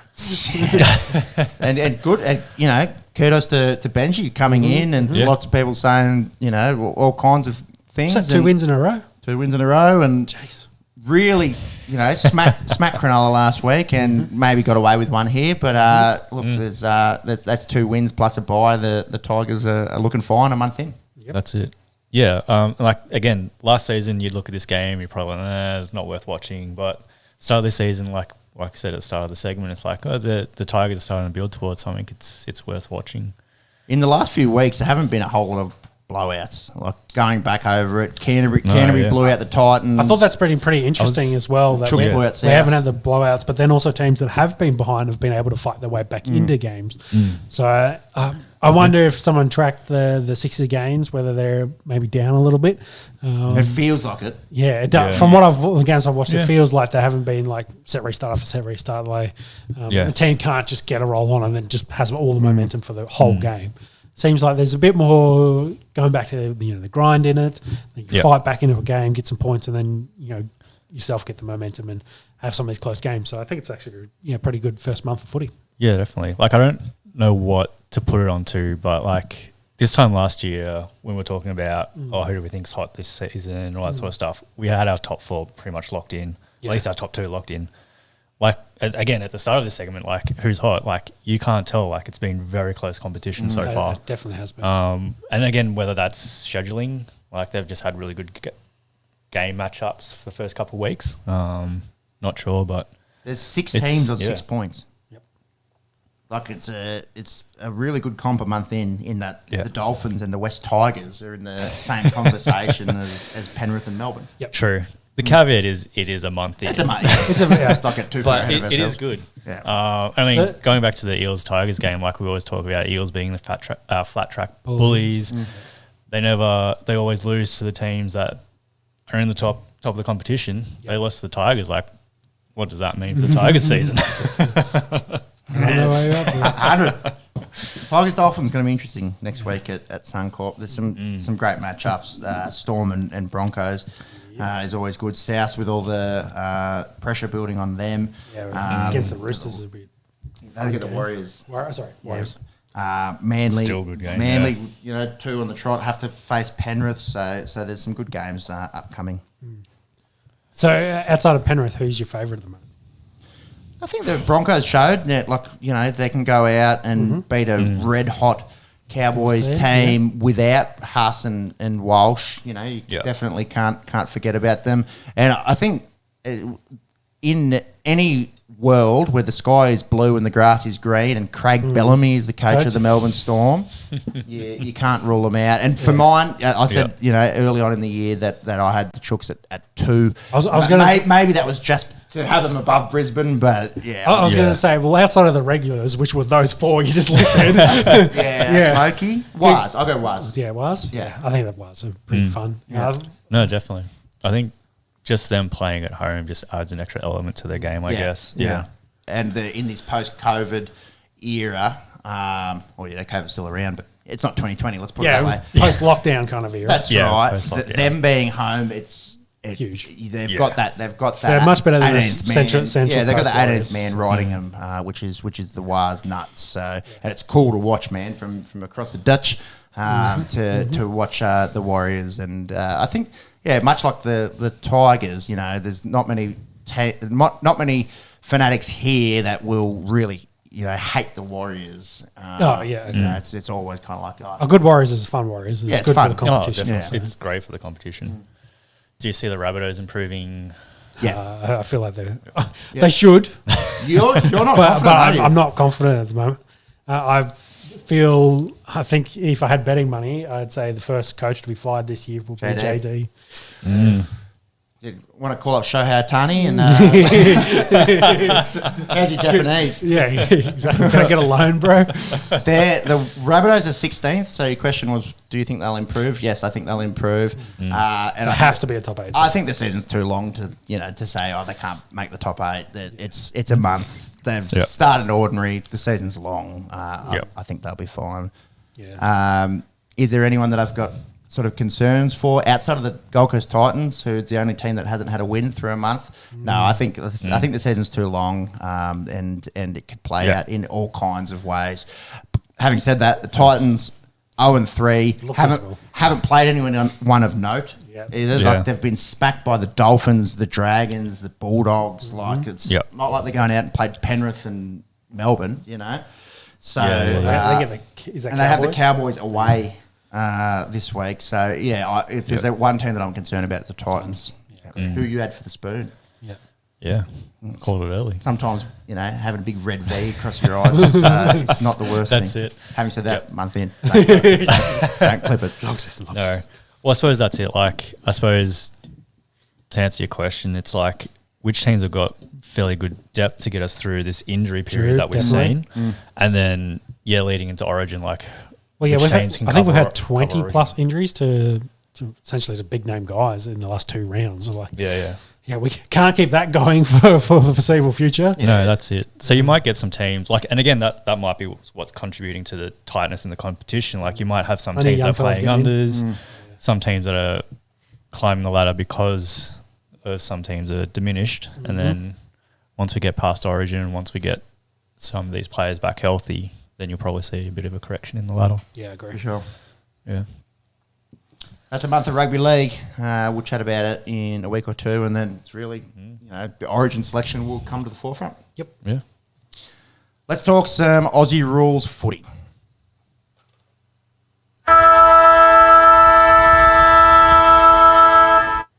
AFL kind of been in the headlines for some of the wrong reasons. Now, when we talk about footy and drugs, it's kind of like, there's cashed up 21-year-olds. Of course, there's probably a little bit of illicit drug use going on. Yep. What we've seen in the last week or 10 days has kind of gone past that. Yeah, if the numbers are accurate, it's concerning. It's a little bit more systemic. Yeah, and I think the stuff that, doctors being whistleblowers and the whole fake and injury thing to skipping, getting tested on game day and everyone knowing about it, it probably goes that next step further to what we're used to. Yep. So I guess if we run through it, the 2 ladies from Sydney AFLW, I guess kind of kicked off this story. They got done for cocaine, I think was the official drug for them. Seems like the drug of choice throughout this. So, they were made aware of it and the AFL started looking into it, and then we started hearing more things about drugs in AFL, and then there was a whole stuff about Melbourne Demons Club, and of course, I think we talked about Max Gorn doing an interview saying there's not a drug problem, blah, blah, blah. Then there's reports, one of their former team doctors said at least a third of the team was regular users, which is a decent number of guys. And then it kind of flowed out of that there's about... there could be as many as 100 current players have been granted secret immunity from AFL's 3 strikes drug policy, with club, say, medical officials, the doctors, kind of working them around the loopholes in the rules. That's where the game day fake injury, like if you knew you were getting a game day test and you'd had a late Thursday night, if you will, for the next day or a Friday, whatever it is, that maybe miss this week's game through an injury, so you then get picked up in that drug test, essentially giving you a free strike or a 4th strike in there. And the number is saying it was about 100 is a lot, considering I think I looked it up. There's about 800 guys currently in the AFL. So if 1 in 8 is a big number when you think about it. So and that's only pertaining to quote unquote secret immunity. Yeah. If we wanted to have a guess at who's tried illicit substances out of the 800, I'd be willing to bet a fair bit of money, not quite Shahitani money, but maybe a tenner that it's a fair bit higher. Well, what do we make of it as fans, as Australian citizens? How do we see it all playing out? It kind of gets worse because I guess the Sports Integrity in Australia, who's independent, because all the during the week stuff is all carried out by the AFL. It's all dealt with in house, but game day stuff is done by the Sports Integrity in Australia, and they're kind of going, if you're found this loophole in our process and trying to skip us over, then we don't think we're doing the right thing. We're not actually helping the sport in any way. So they're investigating it as well, whether the AFL doctors have been doing stuff like this. And I guess that question will be asked about, do they expand their remit? Last thing we want is last thing I guess AFL wants is USADA or WADA equivalent testing these guys on a regular basis, because we might need to find some replacements for AFL, because it seems like it's a big problem. We know rural Victoria, especially ice and methamphetamines, etc., is a massive problem throughout Victoria. So whether that kind of feeds into this a little bit. I wouldn't think I'd say less likely. I wouldn't think that's their drug of choice in this. I think the nose candy is probably the main one out of all this. And I think I've seen some of the senior retired guys. Some of their interesting takes is like, yes, they're doing recreational drug, but it's an illegal substance, like it's an illicit substance. Still are technically breaking the law by doing it. So there is that aspect, and then the role model conversation comes into the rest of it. But it's I can't remember who did it, but they had the comparison about drink driving and speeding, etc. If that was on the equivalent kind of level of this, we had 100 players drink driving on a regular basis, and then they all get caught all at once. Like, how does that look? And it's the same thing. Idea is like, breaking the. Just picked a law to break. I could say murder. Like, there's hundreds of guys murdering. That's fucked up. That's why it's different as well, because I think the drink driving, you're putting other people at risk. Whereas the argument can be made that if you're, I don't know. I feel like we could. Go back to legal gambling. They're all legal. Well, we could have a full podcast on the ethics of drugs and the drugs in society, especially in Australia. It's very complex. So, yes, you head under a rock if you're not kind of aware of that. But plus you've got extra cash lying around, and to me, that's where it doesn't come as any surprise. Yes. But there's some serious allegations there. If it's systemic and that there's cover. Yeah, I think that was the worrying thing, is the numbers might be into that scary. They've kind of crossed the line. It's like, oh, that's a scary kind of number. Now, if it's 1 or 2 at a club, you're probably going to get that. If it's half your teams going out on regular benders, just like maybe we've got a problem. But it's an AFL's problem to solve. As long as they're not taking them on game day, I think that's the main thing. But I think they kind of covered the point. It was like, for the foreseeable future, if you pull out of a game during the week with your injury, serious questions are like, your fingers are going to be pointing. You're going to be looked at as a bit more scrutiny. And that's right. So. And there's a boy who cries wolf sort of aspect of this story now is that, if people do have an illness during the week, which happens, people get sick, sometimes you can't perform at an elite level in a game where you might be asked to run 18 kilometres and tackle and jump and do all these things that we ask of these elite athletes. Now sometimes that will be scrutinised, I think, about pulling out midweek. But it's going to take ages for this to all get investigated, with SIA stepping in and it being external from the AFL, and much like anything that we talk about on this podcast that brings a legal sort of it's illegal stance onto it. It's what if the coppers start think of like, hey, it's going to take a long time. If these guys have got lots of money, which is the conversation with the AFLW girls, is Are they potentially, that was my joke, I think last time, are they potentially hanging around with Swans guys and like how are they getting their hands on it? And I don't think you can make that connection. no, but I'm saying, will the police start thinking about how are they getting all these illegal drugs? Where are they getting them from? Who is giving what? And then you end up with guys like trying to supply, and the coppers go after them. Like that'd be the worst case. Is that you've got a massive task force operation looking at Elite athletes. elite athletes in the AFL, or the AFL getting caught up in the fact that they are involved in maybe a bigger operation. Like that's the concerning thing. Whether it happens or not, who knows? But my issue is they've opened the door. The door is definitely open. Just hopefully no one kicks it in on them. I was going to say, I think this sort of comes down to me, like all the drug use, legal stuff aside, like there seems to be like a culture thing happening with the AFL at the moment. Like you look at Collingwood last season, you look at the D's during the off season, all the stuff that came out of the Lions this week about the end of season trip. The Vegas trip. The Vegas trip, yeah. So it just seems to be, and like, I don't know. You can't just put it down to boys being boys now. Like there seems to be something like systemic within the culture of AFL. Some of these AFL clubs that just seems to lead that this seems to be more of a that systemic sort of problem across the clubs. That's a good point. Like if you'd made it any other industry, would I perhaps be poo-pooing it so much if it was young doctors or something where like, because the way that I'm sort of looking at it, I'm like, well, this shouldn't be a surprise to anyone, but I can also see where you're coming from in that if you're the parent of a young kid who idolises AFL players and the whole role model argument comes into it, maybe we shouldn't be poo-pooing it so much, or I shouldn't be. Yeah, exactly. But look at it like the AFL. They're probably shitting themselves. They're trying to grow the league. Like they want to expand. They've had this on top of the whole concussion stuff. So they're like, how do I appeal to the young audience?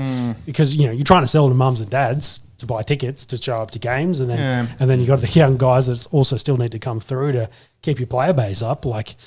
Yeah, and you're trying to grow into other states and trying to build the league. So, it's not the kind of storyline you want to be having as your major story in the first month of footy. Yeah, and it's we've spent a good 10 minutes talking about this, taking possibly away from some excellent games over the weekend. But you're right in that it's the biggest story that's broken during the week. The concern could be an overreaction from the AFL as well. They might want to try and do it in-house. They change the drug policy. Well, they've tried in-house, and that's where this external, True. But I mean, like, address it now in-house, as in go stricter. Like, if they go the other end and go, there's no 3 strikes anymore. If you're done, you're done. Like, you're going to give long suspensions and things like that, and then it really will start affecting guys, and then you question the quality of the product and how many guys, and I'd hate to be the next dude that gets done because the 100% will throw the book at him. Yeah, exactly.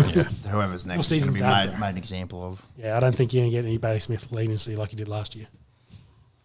It's going to be interesting. It's going to take a long time for it to all come through the wash, but the story's there. And for me, the big sort of eye-raising thing was, were medical professionals in on cover-ups, loopholes, and so that to me is the newsworthy story. And they're having to do it because the numbers are so many. I think that's the concern. Yeah.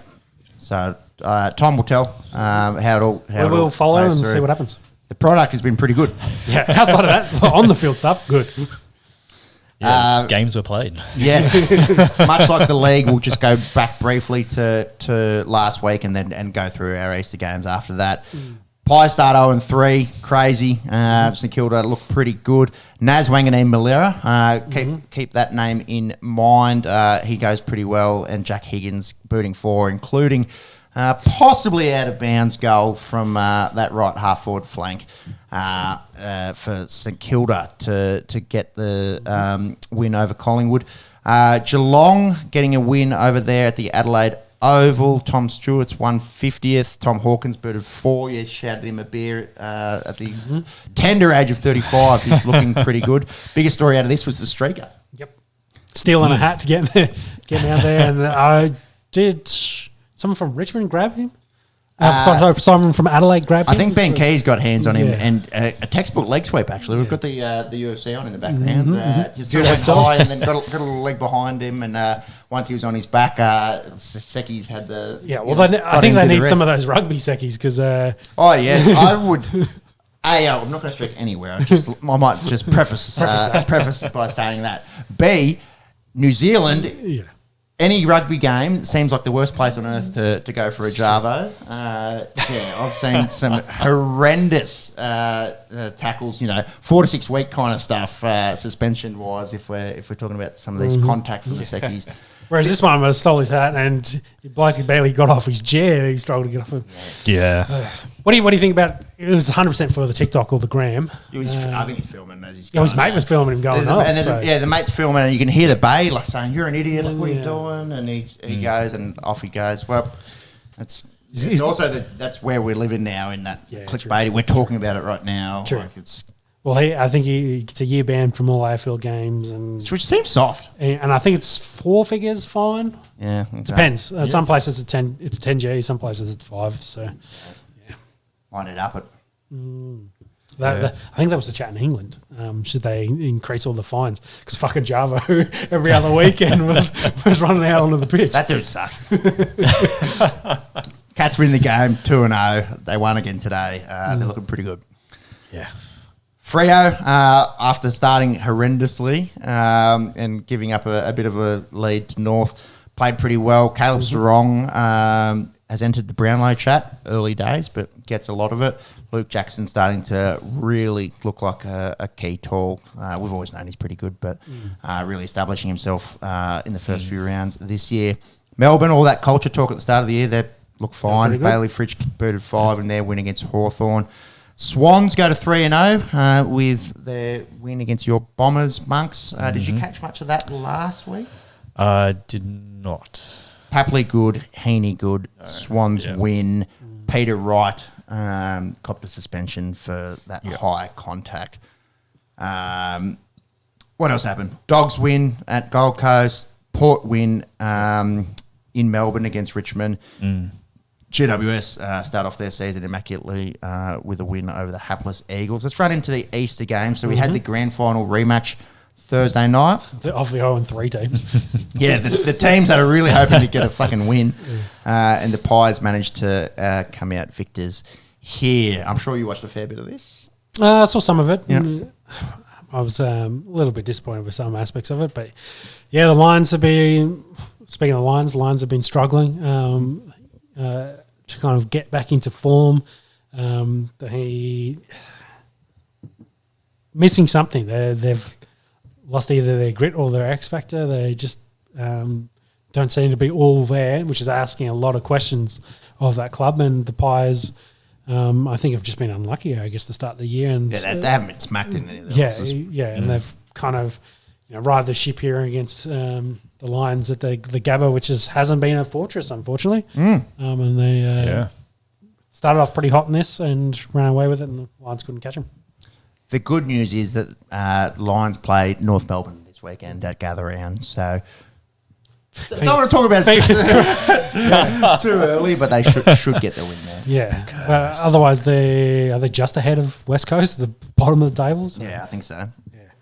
And of course, a lot there's Hawthorn, 5 teams that have won. So of those teams, they're doing the best so far.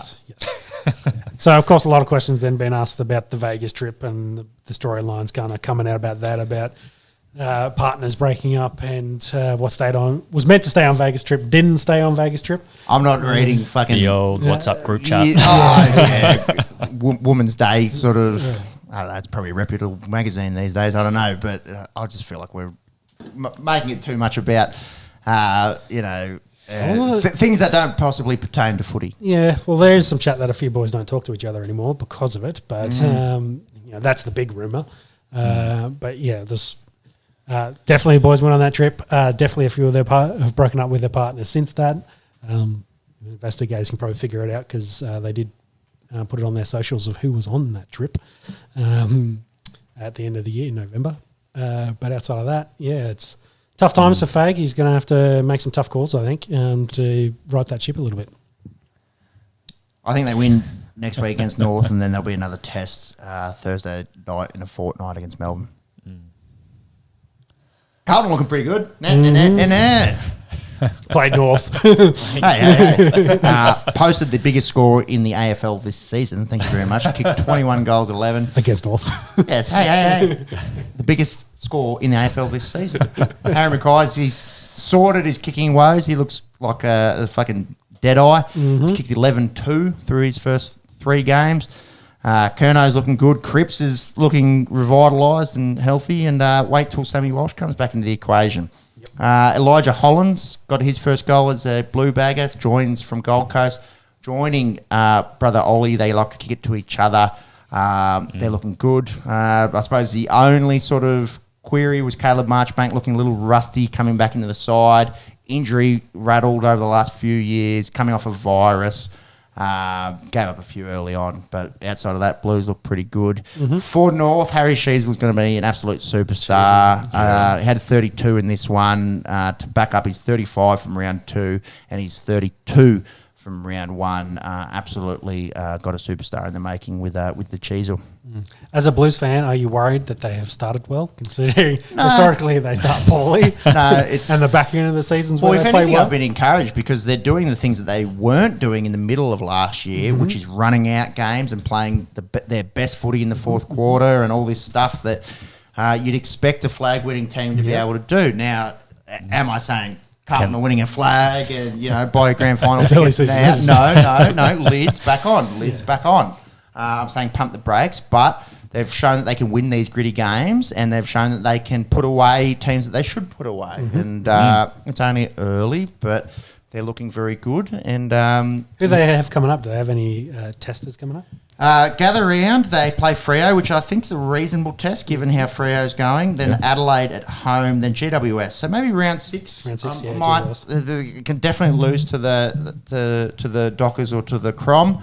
But I might highlight round 6 at Marvel as the one to keep an eye on, I think. But we'll pump the brakes, but also quietly confident in the way that they've been playing. And they're showing things of in terms of resilience and grit and running out games that had always been the question, I suppose, for Carlton teams of yesteryear. Yeah. Do you think they can keep it up for the longevity? As I guess is my question.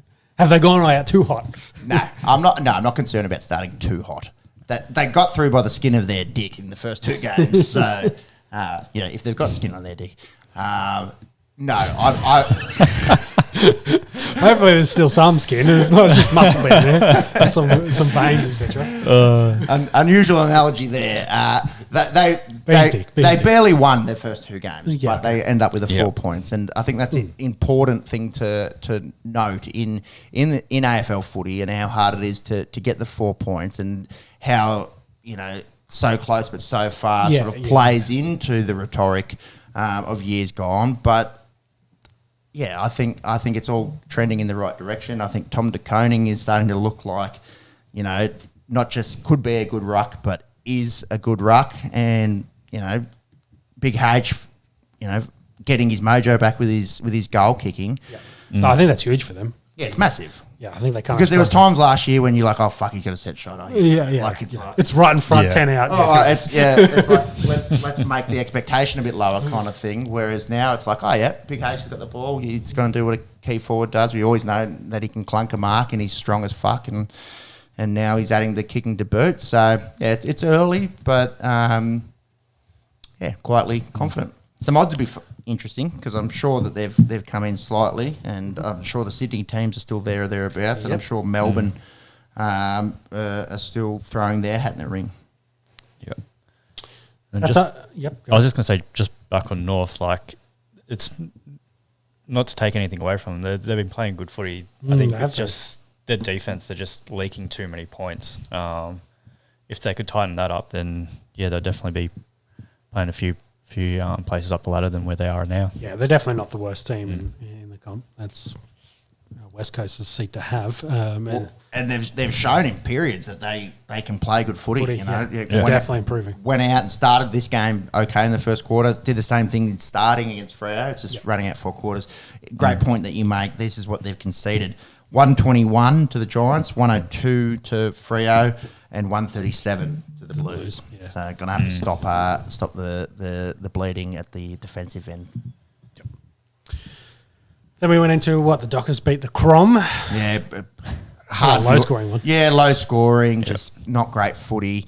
Crom go 0-3, probably didn't pick that going into this one. No, not at all. Hayden Young looks pretty good for Freo, but not the best viewing in this one. A total of 13 goals, 25 behinds kicked. Freo started pretty well. So kudos to them. Mm-hmm. Bombers get a 4-point win against the Saints. Mm-hmm. Saints led nearly the entire game, and the package goes up and gets a few goals at the death. Just want to talk about Nick Martin for a second. 44 disposals. His previous best was 32. He's smashed that by 12. Looking like a budding superstar, young Nick Martin. Bombers, very promising. Yeah, showing that they can get the win. Take much away from it? Yeah. Promising win. Like St Kilda's up there again. Saints in the season. Saints have been good, yeah. So to get the win over the Saints is promising for us. Again, missed this one, so this one I was too happy watching St George beat Manly. Oh, you had a clash, didn't you? Yeah. Well, I can say, real promising start to the season with a win like this. Martin, of those 44 disposals, 31 kicks. He wasn't just padding the stats there with bulk handballs. 31 kicks, that's incredible. Yeah. This was a good game as well, late Saturday night. Melbourne running out 7-point winners against Port Adelaide. Pretty much D's just ran over him in the fourth. Maxi Gawn, a bit of pre-season talk about culture at Melbourne. He said, hello, I'm still pretty good. 20 disposals, 50 headouts. What do you want to see from the captain? Definitely. Yeah. I think Port have been good. Yeah. I think they're going to compete for maybe the top 4 spot. I think they've been playing really well. They, of course, play excellent at home. And I think was it last year? They started really slow last year, whereas they pretty much lost their season in the first month. But their list is still good. So I think they're definitely going to be very competitive, and they've started this year at least well. Get your Bombers Friday night gather round. That's going to be a hard one. That is going to be a hard one. Yep. Yeah. Hard game for the Bombers. Yep. Doggies looking pretty good against hapless Weagles.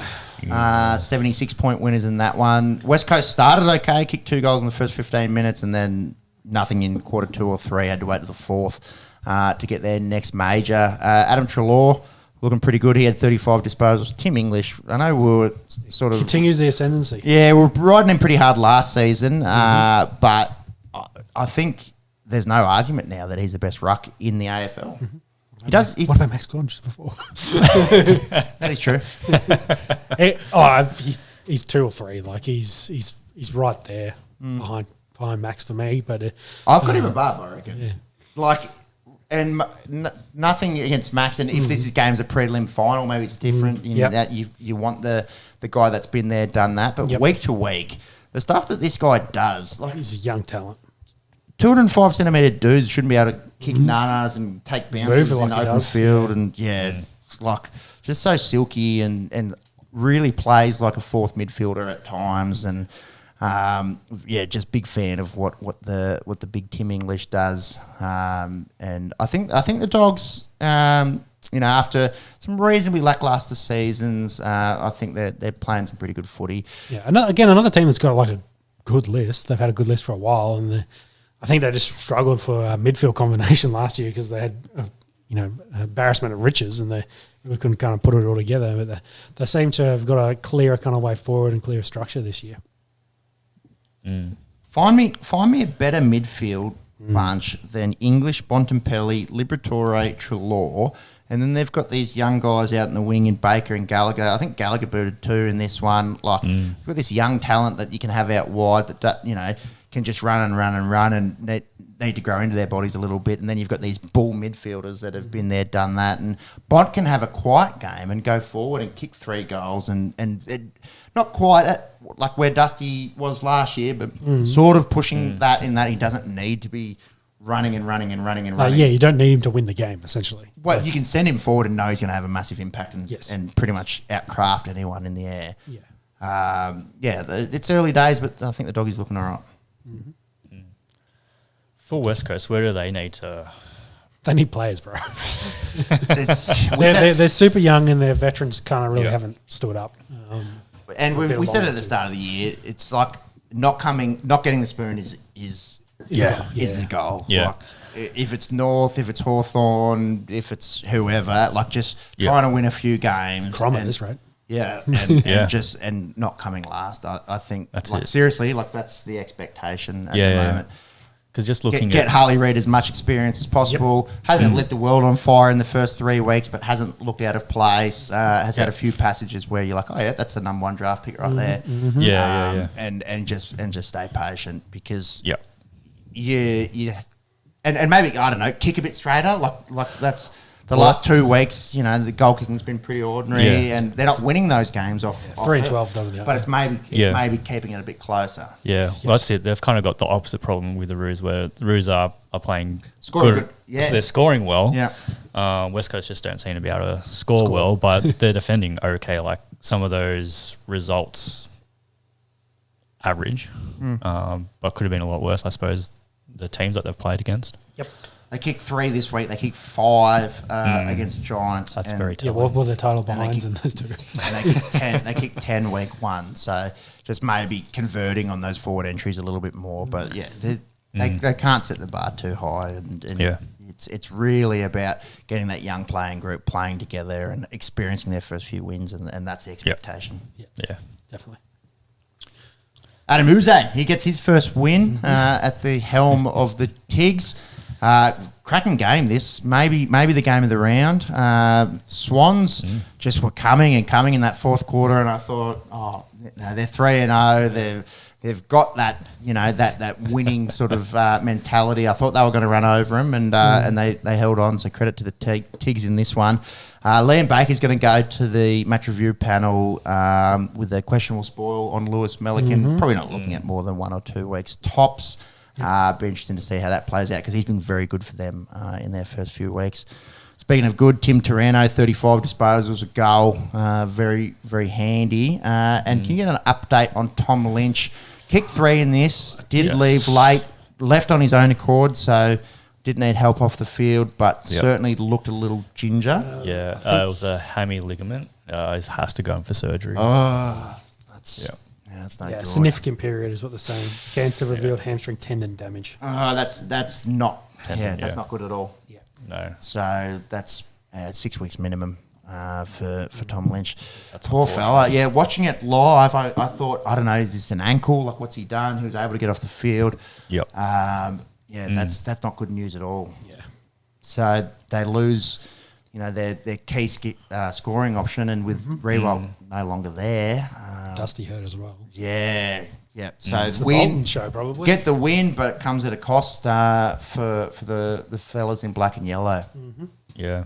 Dusty was touch and go for this, so hopefully he's back for next week. There's probably no news, I wouldn't think, since yesterday on that, but that's hard. That's a big miss. Yep. Yeah, they seem very banged up at the moment. Catters get the win today. Tom Hawkins 350th. Monks shouted him a beer, and the Cats, they were too old, bro. They were too old. Everyone keeps saying it. Some of their old guys are gone, and they're 3-0. I didn't expect them to be 3-0. I expected them to win this game, but the start of the season red hot. Yeah. Longevity will be their question because of the age. It's like, will they still be there in the back end of the season? Will these guys play the full season? Who's going to miss time, etc.? Yeah, that's it. Play the Bulldogs in Gather Round. It's going to be a tough ask. Yeah. Their kicking accuracy is insane. They were 17-4 today. Yeah. Just having a look. 14-12 against Crom. That's great. Maybe it was just today that they were on fire. And one of those behinds was Tom Hawkins absolutely shaking the fuck out of one, so it could have been even better. Yeah. 10-16. It's just today. Fake news. Just today. Lightning affected as well. It was always a bit concerning when players got to go off for that amount of time and how they pull up from a soft tissue perspective, but seemed to be okay. Cool down, heat back up again, etc. Yeah, exactly right. All right, well, that'll do us for AFL. That'll do us for our Aussie footy codes. Certainly very entertaining, and we'll see. Obviously, it's going to take months and months for this these drug allegations to play out, and we'll see what happens. But certainly some good product getting shown on the field. Good footy, at good least. crowds. Otherwise, everything else going very well. Crowds have been insane. Yeah. Very good. Let's go. Keep it moving. Yeah, let's go over to the States and talk some of these new rules in the NFL. Oh, he broke his ankles. That's what they're trying to ban, is breaking ankles. In a literal sense of the word, I believe that has to do with stepping someone and figuratively breaking their ankles. Yes.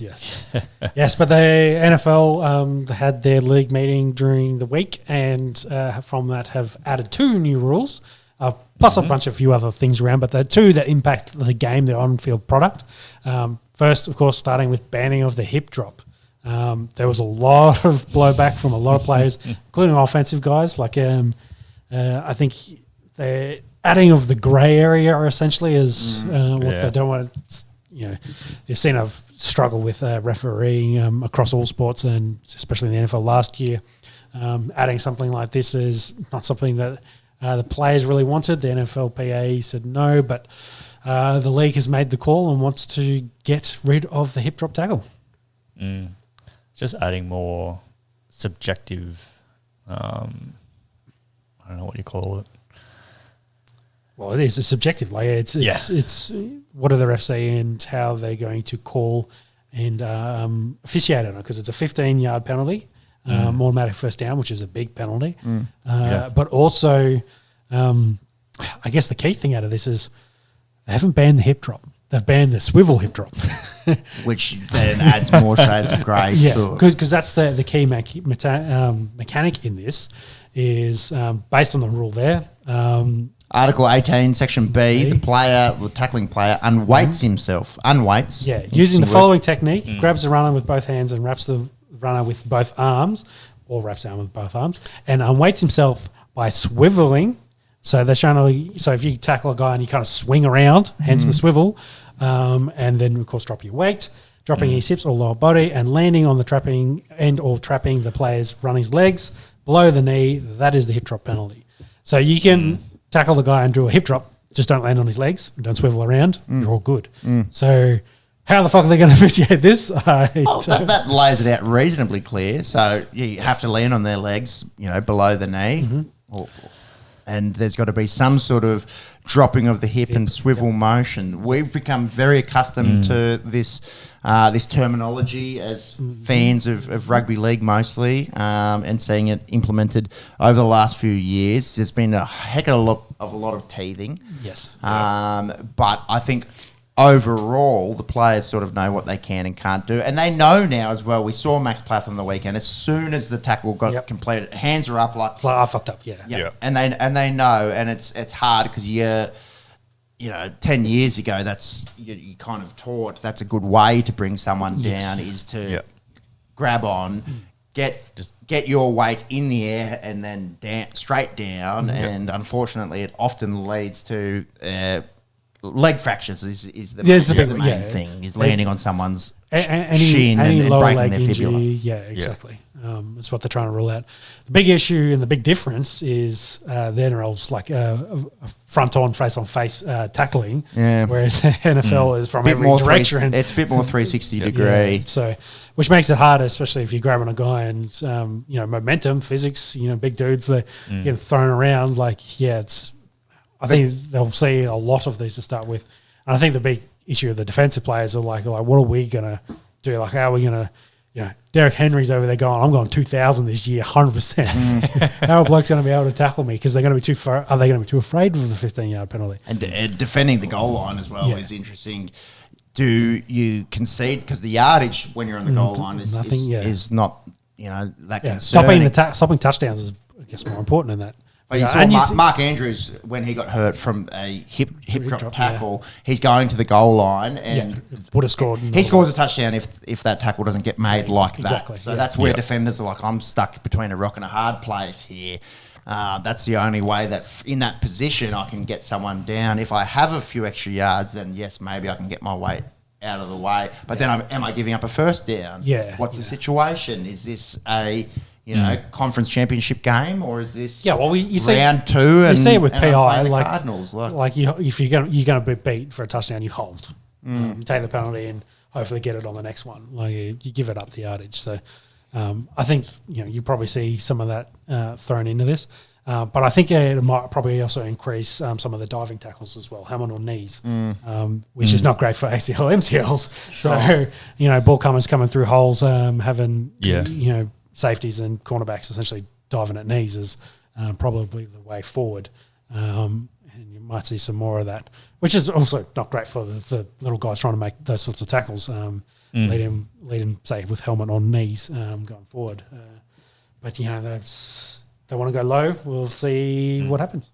It does seem, the recent trend that we've seen is harder for defensive players, easier for offensive players. 100% of the offensive game. It's the way that it's going. The comments have been funny as well. A little bit of overreaction in some of it, a little bit of hyperbole, if you will. Tackle him, put a pillow underneath him, land or pull out a gat and shoot him as he's running by. It's a miracle. I saw that one. Let's not give him any ideas. I saw that one. A little too close to home, that one. The whole watch every game be 90 to 72. Yeah, we're getting college football, etc. Yeah, I don't think it's really going to be that as it plays out, but there's certainly going to be some teething as we watch the first few games. Big time. I like as well that they announce it now. They're going to have a pre-season. They're going to try and get used to it. It's not really knee-jerk reaction. They've seen a few injuries to high-profile players play out over a few seasons, and now in the off-season they've made the call. I like that. Yeah. The struggle's just going to be the grey area. Like implementing what is and isn't. Fans. Yeah, refs calling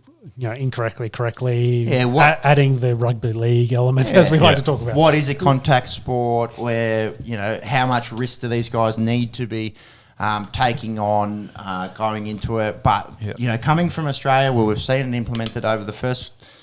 The last few years, and there was some teething, but I think now we, pretty much know what a hip drop is, a hip drop is, and we're sort of starting to say, okay, well, this is part of our game and the way that it's officiated, and defenders are going to have to learn to adjust. That's my take on it. Yeah, it's also they're different games as well. So it's not apples and oranges. Yeah, it's not apples and apples, I should say. Yeah, because in the NRL they will try to tackle up high and hold up and then go to ground versus where these guys can't do that. You have to go low or grab on. I think there's a lot more one-on-one tackling in NFL compared to here, where if you go high and have the wrestle and the ball and all, someone will help. So you'll get going to come in, wrap up around the legs, and you've got that luxury. Whereas a safety in the open field, it's very different in American football. If the Ravens were ever going to win a Super Bowl, this will be the year. If you're trying to stop Lamar Jackson and Derrick Henry in the backfield, and there is the option of Mark Andrews to go out on a little block or check block and roll out in the flat. Good luck. Yeah. Good luck. How the fuck are we going to tackle these blokes? It's interesting, and it's interesting for us being Aussies and fans of US sport. But we'll see how it plays out. What do you think about the kickoff rule? So they've changed it and adopted the XFL and USFL's rule from last year, which is now the United Football League, which has just kicked off as well. So they just started their games, but it's. I don't want to say it's more rugby league, but it's essentially they've adopted the rule where they want the players will line up, I think, from the 40, and the kicker's behind them. The kicker will kick off. They'll have a landing zone, which is I think the 30 to the goal line essentially. The goal is essentially to land it in that, because if they land it in that, then there's potential for a return. If it then goes into the in goal, I think it's like a restart at the 25 or 30. But if they kick it all the way and they get a proper actually touchback, the opposing team gets a further out. They start at the 35 kind of thing. So it kind of aims for higher kicking, more returns, and then it's instead of spread out lots of impacts throughout the kickoff, it's just the initial line, one-on-one heads up, so which could lead to a lot more scoring opportunities for kickoffs. The kicking team players, so not the kicker, cannot move until the ball hits the ground or hit to play in the landing zone. Yep. It's Which is interesting as well. It's a big rule change. Huge change. Yeah. It's like really changing the fabric of special teams. But the current rule set had addressed what they wanted, which is eliminating concussions off kickoffs, but had a largely eliminated off kickoff returns with, I think it was 80+% were. It's boring. It's going to be a touchback. Yeah, exactly. So in this way, they kind of guarantee no touchbacks, but hopefully also maintain the limited amount of injuries and concussions coming from kickoffs, because you won't have guys sprinting downfield. Yeah, limiting the velocity of the impact. Exactly. Yeah, they're going to be 10 yards apart, and they'll start together at the same time. So it'd be interesting to see how they've again refereed that with guy touching ball, starting off, etc. But we've seen some pretty cool stuff from the XFL, well, the UFL from week one from them. They did like a double reverse for a kickoff touchdown. So you might get some more fun stuff out of that. But and we're speaking about it pre-show as well. Once you're through that first line of defenders, there's a lot of grass out there. You were the kicker essentially. Yeah. It's essentially a line break, and you're off down the sideline. So it could be a big thing for kick returners, which I guess leads into the Chiefs. The Chiefs have signed Lewis Rees-Zammit. Is that how you I say? think it's pretty close. Yeah, which was the rugby star from Wales, had gone through the international pathway and done really, really well. So he's he has signed with the Chiefs. And will probably be their returner, thus give them a H-back wide receiver kind of option. He timed really well. I think he ran a 4.4. His average miles per hour is comparable to other guys like DK, etc. So they think they've got something special in him. And with these kind of kickoff rules, single lines, sounds very rugby. So it does. It might be something he can really excel at going forward. So looking forward to seeing what he does in the future. Yeah, no, definitely. He's a real interesting sort of prospect as well. Like super young, super talented. Yeah, that's it. Like you see a lot Massive of these rugby stars, like a lot of the guys that even from an Australian standpoint went across from rugby league, like the kind of guys who sort of earn their buck in NRL, in Union, decide they want to try something different. Whereas with Rees-Zammit, he is foregoing potential big contracts in rugby union. Yeah, exactly. To come across to the NFL. So it's, huge props to him to sort of just go out there. Can you see if they've released a number for that deal for him? Because they've signed him, and I don't think he's a practice squad player. He's probably on vet minimum, but vet minimum I think is 1.2 mil. So actually, no, he's not a vet. He'd be a rookie. So I'm not sure. How does it work with the international program? Yeah, great question. I think when we looked it up, it was like 400 or 500K last time. So for coming out of that program and joining it, but if he's on game day rosters and playing a bit more, then it might be more like an 800K, which I think ends up being more money than he was earning. So it's advantageous for him, and do well for a year or two, and then up that deal to a couple mil and be making decent money. Does it tell you there? Signing a deal worth 900,000.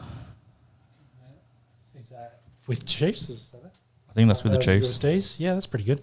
So it's probably because I think it was getting £400,000. So quick estimates, that's probably a little bit over. That to me sounds like the minimum for rookie players as well. Yeah. So his contract at Gloucester was £225 a year, and it seems his contract with the Chiefs is worth 900 grand. So US I'd say a year. that's a bit of a bump up, almost double, I'd say, from memory of pounds to USDs. So How big is he? Have you spoken about it? Oh, he's huge. I said he's huge, and he runs really quickly. I think he's 6'2", 210. He's quite tall, for in terms of returner. Yeah. I think he's 220 and 6'2". And fast, like NFL fast? Yeah, and 4.4 fast. I think 6'3", 194. Yeah, so he'll pack on a few, you'd reckon. So 6'3", 200 probably. Yeah, easy. Interesting. We haven't seen it play out that well for guys coming across from the NRL, but if anyone's got the measurables, I suppose it's Lewis, isn't it? Yeah, well, that's what we're sort of saying. Like a lot of those players that have transitioned from union or from league have sort of been those players who've played 5, 6, 10 years in league. Yeah, had their second contract kind of in the late 20s prime. Decided to try something different. Whereas with Reece Ammett, he's foregoing his professional career in rugby union to play in the NFL. So he gets that chance. He's young enough. He's got the talent enough to actually hone his skill in the NFL. Have a go at it for a couple of years and then see where it goes.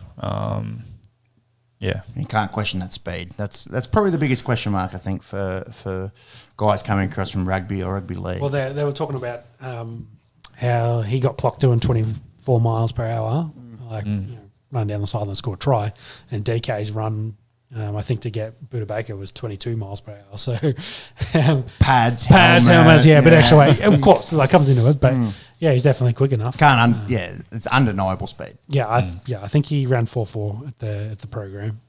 So and at that sort of size, that's pretty good. Yeah, the height. Thick lower half. He's a hatchback wide receiver going forward, and as I was telling Jimmy, the new kickoff rules sounds very rugby, so he might fit in very well for that. Fucking Chiefs getting better. That's it for the NFL. That's NFL. Yep, let's go into some basketball, NBA. Curry sets, fires, puts it up. Bang! So in the East, the question is, can anyone mix it with the Celtics? They're below $3 to win the whole thing. This is not for the East. This is to win the NBA championship at $2.88. They've only lost 3 at home. There's not many teams that have gone 38-3 if they were to win out. So let's not assume, because they will manage the minutes of Tatum and Brown and Porzingis moving forward. Yeah. Having said that, their remaining home games, they've got a tough one against OKC, who we'll get to when we talk about the West. But then they go Kings, Portland, Knicks, Charlotte, Washington. Yeah. So there's a pretty good chance that they only lose 3, maybe 4 games at home this season. True. But they also got a 10-game lead, so they might not give any fucks. Yeah, exactly. Yeah. They might rest some guys going into it. To answer your question, can anyone compete with them? I think Bucks on their day. Yeah, which I think's been the concern for them. They haven't been kind of up and down, and like you've got there, haven't had the strongest March. But I think they've 9-6, like not horrible, but not exactly not Celtics March. Yeah, up and down. But I think their roster is really good, excellent, definitely talented, and like I say, on a day in a series, they can probably compete with Celtics and make it fun. Outside of that, I don't see it. Yeah, and the odds reflected. Like, we've got 31s for the Cavs, 36 and for third place. For the Knicks. The bookies don't seem to think that anyone from that mid-tier in the East can push those top 2. Shout out to Jalen Brunson. He put 61 up in their loss to the Spurs, where the Wemby had the 40-20 game. He's really cemented himself as an all-star in this league, 4th in points per game this season. Nick's definitely doing the right things, but I tend to agree with you. I think it's a 2-horse race in the East between the C's and the Bucks. I think the thing the Bucks have got going for them is that they've got the championship. Giannis has been there and done that in those high-pressure situations, but so much of their offense runs through Giannis, whereas Celtics can go through multiple guys. Well, I think I like the Bucks is because they got Dame there, so that to me maybe adds a little again on their day. Well, they didn't have that in their championship year, where they had to run pretty much everything through Giannis, and that's a perfect point that you make. That there's no reason why Dame can't go out and put 35 up and win games off his back. Exactly. So I feel like again on their day they've got options and they can compete, but. Yeah, outside of that, going down the paces are there at 101. I think it's interesting that the Heat and 76ers both behind them at better odds to win it. I still think, Heat, again, they're a team that can be competitive just because they've got Jimmy Buckets on that roster. Yeah. So, whereas I don't think the 76ers really are going to be because... Embiid should be back soon. But, he's a big man. Yeah, we did speak about it last pod. Yeah, Nick Nurse was confident that he's coming back. Does that mean that he's coming back? What's his impact going to be like coming off a meniscus surgery? It's going to be difficult. And considering how far down they are, I'm not going to say do you rest him and come back and try again next year. Well, no, they've got to get out of that. You don't want to play in. They've got to try and make up that 3.5 games that they've got on the paces at the moment. So for that to happen even in the next 2 weeks, you need Indiana to be losing and 76ers to be playing their best basketball, which they've shown without Joel Embiid is very difficult. True. But do you risk Embiid trying to get bulk minutes out of him? I think you have to because they're not going to finish 9th or 10th. You wouldn't. Well, they won't. Yeah. So that means that they get that one grace game, but you could lose 2 games and be done for the season. Yeah. So I think you have to just put all your faith in. Is this season already too gone? Is it too far gone? Yeah, that's a different argument, I suppose. Are you going to hurt Embiid long term by trying to force him? Because the last thing you want is go back to where we were talking about JT and bad knees and only going to get worse, and then you've used up his best years before you could. The plan, as I've been tracking it over the last 6 weeks, has always been that he's coming back for playoffs. But you're right. They're not in the top 4 though, so they've slid a long way. Do you bust his ass to get into 6th to then go and lose the Cavs or Knicks, which is a real possibility? Exactly. Tough. I wouldn't want to be making the big calls there at Philadelphia, that's for sure. I think they'll probably see how he comes back, and if they're concerned, they'll go, fuck it, we'll shut him down. But yeah. You see the Kelly Oubre stuff? How I think he said, "You a bitch" to one of the refs. Yes. No. He said, "You a bitch" to all the refs. You a bitch. You a bitch. You a bitch. Oprah. Yes. They're all getting bitches.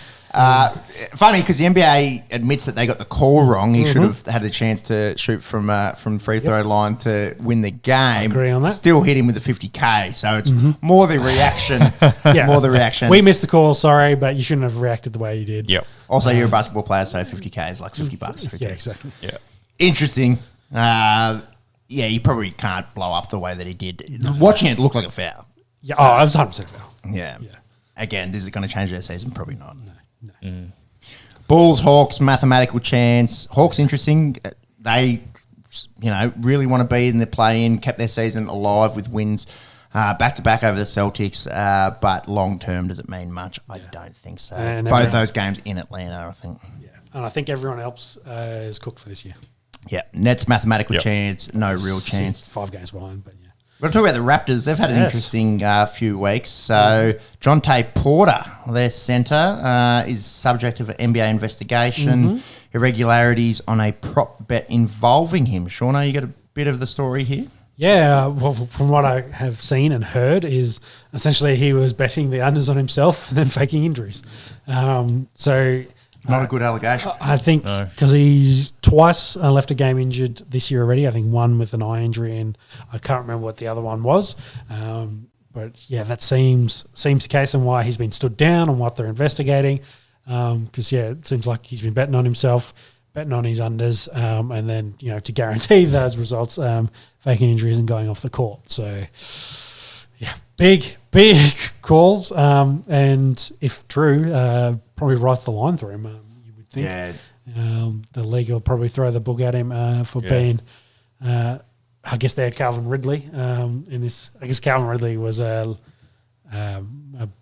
new thing, whereas this is kind of what's the word? It's not systematic, but it's established. It's planned, like premeditated.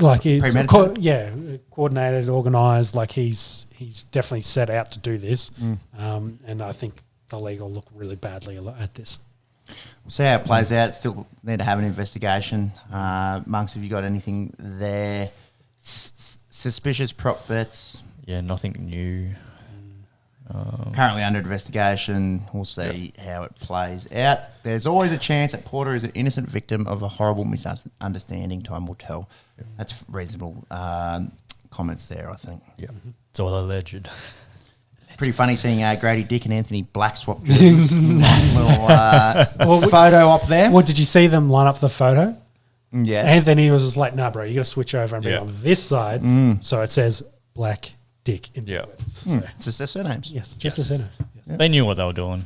I have a feeling they did know what they were doing, given the cheeky smiles on both their faces. I think one of them did run off to like a manager or something like that, asking if he could swap the jerseys and stuff, and then came back in laughing. So yeah, They're like, yeah, you're just watching jerseys, bro. Like, Swapping jerseys, bro. Swapping jerseys. Hornets, Wizards, Pistons, all gone. They're in tank mode. We'll see. West is fun though. West is, more fun, I think. It's more than a 2-horse race. yeah. The best thing is looking at the odds at the top here, because the bookies have no faith in the T-Wolves or the Thunder. Young OKC, yep. Fair enough too. I think that you're getting good odds with 26-1 for the T-Wolves to win the whole thing. Whilst they've got a guy called Ant Edwards out there. Did you see the poster on John Collins? Have you seen every week the multiple posters he puts up? Like, He's been this year has just been Ant Edwards poster highlights. Yes. Dislocated his finger on that. You could see all the boys getting around him, and he's like, "Fucking trying to pull this thing back." But I think he was back the next night and didn't seem to bother him too much. And they beat the Nuggets as well. So they came. I think they were 31 to win the whole thing beforehand. They come in at 26. So certainly showing that they can do it. Can they do it in a 7-game series against guys that have been there and done that? Don't know, but they're fun. Oh, definitely. I think Ant has really added an extra element to that team this year. It's been really, really good. Coming out year for him, for sure. OKC sitting second. They've won 51 games. They're into 15s to win the whole thing. Josh Giddey is averaging a near triple-double over the last 5 games, 22, 9 and 7s. Good to see him scoring a fair bit as well. Yeah. And his first 3 games at Madison Square Garden, he has 3 triple-doubles. So good to see him bouncing back after what was a pretty tough start to the season for Josh Giddey. The Nugs are still favourites in the West. They currently sit in third. They're $4.33 to win the whole thing. What are their records, though? They're all within 1 game of each other, aren't they? So 1, 2, 3, they're set. The order is up to the last couple of games. Yeah, last few games. Clippers are 5 games behind, so they won't be catching them. Do we see the Clippers maybe bothering? They've got their wealth of experience. If they do, that's probably why they're at $8 compared to the 2 ahead of them. They've got the experienced guys that have been there in the playoffs. I don't see why not. And I guess that they're using that same metric for the Pels. Pels have been fun, but super young team. They're at $67. Yeah, well out there. And so, it's interesting kind of middle tier here. Brandon Ingram hasn't been playing for the last few nights. Had that pretty horrific hyperextension about a week and a half ago. No serious damage though, so that's massive for their playoff campaigns. But do I see the Pels winning the whole thing this year? No. Do I see them maybe making a Western Conference Finals? Maybe a bit of a dark horse. Yeah, you could see Zion's trim and he's playing really, really well. I think the team that I see maybe more bothering people from down low is the Mavs, and we've got the Luka jersey up there. We'll talk about MVPs in a second. They're 9-1. They're getting right at the right time. Luka's leading the league in points per game. I think the Mavs may be able to cause a few upsets. It's going to be all sort of dependent on where they finish. There's 6 seems hard, but if they get that game and a half outside of those top Pels, 3, then down to 10 is all like it's stacked. They're all super close because you then run into Suns, Kings, Lakers, and then Golden State. So and the Rockets who are like, hey, don't forget about us. So they're all. Golden State's got Curry, Lakers have got LeBron still, Suns got KD and Booker and Chris Paul, etc. Like. There's some quality guys there in that play-in space that could really cause some trouble, of course, come finals, come the playoffs. So, it's fun. Like, I think the West is fun. Like, I feel like we have Celtics so far out ahead that probably they win the East. But I think whoever comes through the West is probably going to have to go a long, hard route, have a lot of tough battles to get there, and maybe come finals time they have battle hardened, and it'll be an interesting final series. I feel like the winner might come out of the West. Ooh, because of that reason. There's a lot of that's right. Diamonds sharpen diamonds, and the Celtics playing a lot of games though. Yeah, and the Celtics might have that advantage of going 4-zip in in their first playoffs and having a week off. And Yep. yeah, it'll be interesting. But I feel, I think the West lower down has more sort of championship quality teams. Did you see Draymond and Paddy Mills incident? Yeah. Not his So by his harsh. standards, not his worst, Yeah. but also like And then the following game, he got ejected. So, yeah. what's going on with that bloke? Hey, He loves a swinging arm. I think it's a bit of an issue. And I don't know. Maybe, again, a guy with an aggressive style of play. That's the role he league, plays. The league's moving on again, and they're clamping down on the way he's played. Stuff that maybe he got away with in their golden years, he can't do anymore. And they're really going after him. And yes, he's got priors. Yes, they're watching him. And I guess he just can't get it out of his game at the moment. So they keep picking on him.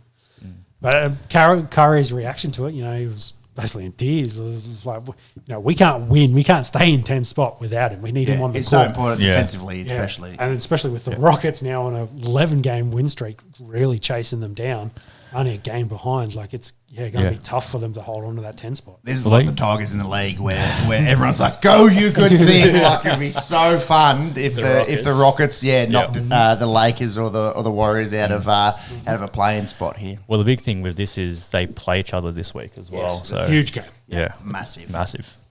And with the Şengün injury a couple of weeks ago, and I actually thought that's the Rockets done 100%, and they've played well without him. Jalen Green's been incredible. He's averaging nearly 30 points a game in March. They've shown that they can win the overtime games or the close games as well. the final shot games. There's no reason why they can't. It's again, it's really just fun for the fans because the Rockets aren't fucking winning a championship this year, but for them to knock out powerhouse franchises from playing, it would be fun to see. So we'll see how it all unfolds. And like you said, that Rockets Warriors game will be. Is massive. Draymond in any trouble for that after the injection? No, considering he's got priors, are they spending him at all? I don't think he'll be missing that. Yeah, I It's still- assume not, but It's still also a ways away. It's not tomorrow. It's Friday. It's 4 days away. all those way. Yeah. Nothing on Draymond down there. no recent news from the looks of it. Okay, cool. I think he'll be fine to play. I'm assuming so. Yep. And then at the bottom, Jazz lost 8 in a row. They're on tank mode. Grizz, Blazers, Spurs. Wemby, 40-20. Freak. Yeah, first rookie to do it since Shaq. We know, it's not like this is news to us, but the alien can do alien things. And as a rookie, post up 40 points and 20 boards in one game. Pretty incredible. Yeah, it'd be interesting if like we're seeing the start of the change of the league essentially. Like Curry came through, and it's very much a 3-point shooters league. But is everyone going to go, fuck, we need to go get 7-footers, 7'4" guys that can move? No, he's a unicorn. You can't do it. Like, it's different to finding guys that you can, Teach to shoot, yes. Yeah, well, or not even just set up a screen and get him on the perimeter and the way that Steph's changed the game. But, yeah, Wemby he's an anomaly in that there's not many humans in the world that are 7 foot tall. That's even less that are 7'4". There's even less that are 19 and 7'4" and have handles like a Dame. And then there's less even that seem to have this mentality and the sky's the limit for him, and hopefully he's able to lift this proud franchise out of the depths of despair and where they are. Obviously, it hasn't happened this season, but he's already leaps and bounds the best player on their roster. But I'm not saying next week. I'm saying 10, 20 years from now. Are we seeing the start of like a league change to more big man? Like the average in the league, I think, was 6'6" a couple of years ago. Is it pushing to 6'8", 6'10"? Like, are we pushing an average of 7-footers in the NBA 10, going 20 forward? years, who knows, man? Like, I don't know what the world's going to look like. Everyone's going to have 5 years' time. bionic legs. And But I'm just saying, are we, we're coming to the end of Curry's essentially career, the starting of the shooters kind of era. Are we starting to go into a big man with handles kind of era, considering what Joker and Embiid have kind of been doing as well? Is that where basketball's going to go for the next 10, 20 years? Nah, I think it's too early to tell. I think they're too few and far between. If you're able to land one, it's incredible for your franchise. But I think that Steph model and changing the way that the game's played from a perimeter shooting perspective, I think that's still the way to go. Yep. At least in the In the interim, mate, I can't look 3 weeks ahead at the moment. Let alone 3 years or 30 years. So. Yeah, I think if there's more defense in the basketball, then maybe that. Well, that's the thing as eliminates well. the shooters as well. And It's a high scoring year. It's a massively high scoring year. So defense has definitely taken the back seat, and the league is certainly pushing for more points. Mm-hmm. Does that lead to a better product? Well, if we've watched the All-Star games in recent years, probably we would say no, but I don't know. It's too hard. It's too hard to sort of ascertain. Is Wemby going to change the whole fabric of the game? I think at this stage. But he's a freak. He's an alien. Yeah, he's an alien, and the things he does is it boggles the mind. Be surprised if he's not a NBA MVP one season, and be surprised if he can't put a team on his back and win a championship. That's a lot of pressure for a 19-year-old to carry. But, well, they're already like benching him so they don't win games. So they're like, fuck, he's good. And they pair him with another first-round pick. Yeah, he just needs a running mate, I think. At the exactly, moment. and then they could be a very, very dangerous team going forward. See the resurgence of the Spurs. MVP chat. Has anyone closed the distance to Joker? Joker had another triple-double the other day, so he's still doing good things. I was talking about, Ant Edwards, it gets all the Facebook reel, the TikToks, etc. Like he's the posters. He's getting all the media attention at the moment.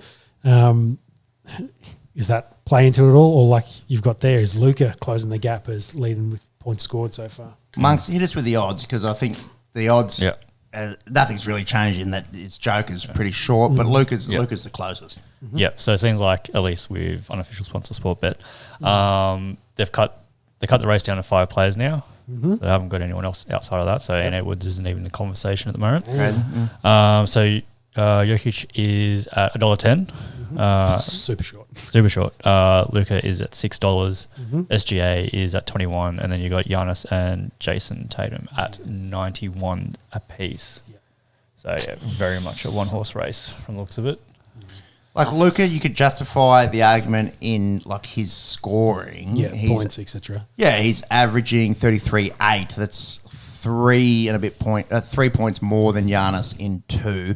I suppose efficiency is down slightly, and obviously different position to what Giannis is. But if you look at, he's still good with 9 rebounds, 9 assists as an average. So that's pretty good. I think when Joker's out there and he's averaging 12 boards, 9 assists, and 26 points. Yes, that's not as high as what he has been in years previous. And you just watch, when he has a big game, the Nuggets always win, kind of rhetoric. Has he played every game this season as well? Yeah, so that I don't know if that plays into it, but he hasn't missed one, whereas Luke has missed 6 or 7 so far. So that certainly may be a factor.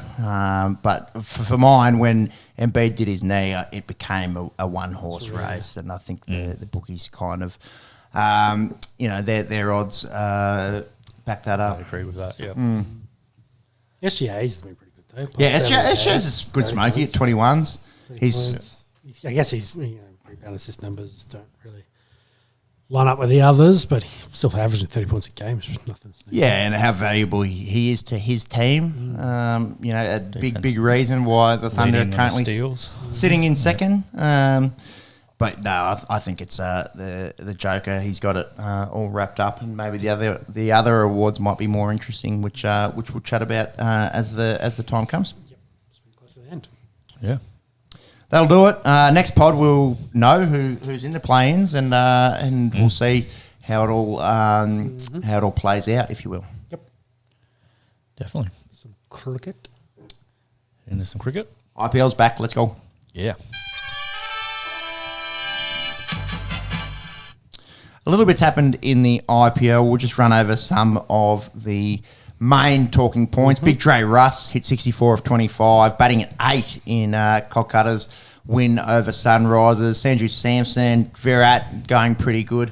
The big talking point of the week, or the first 2 weeks in the IPL, was Sunrisers Hyderabad scoring 3 for 277. I haven't misspoken there.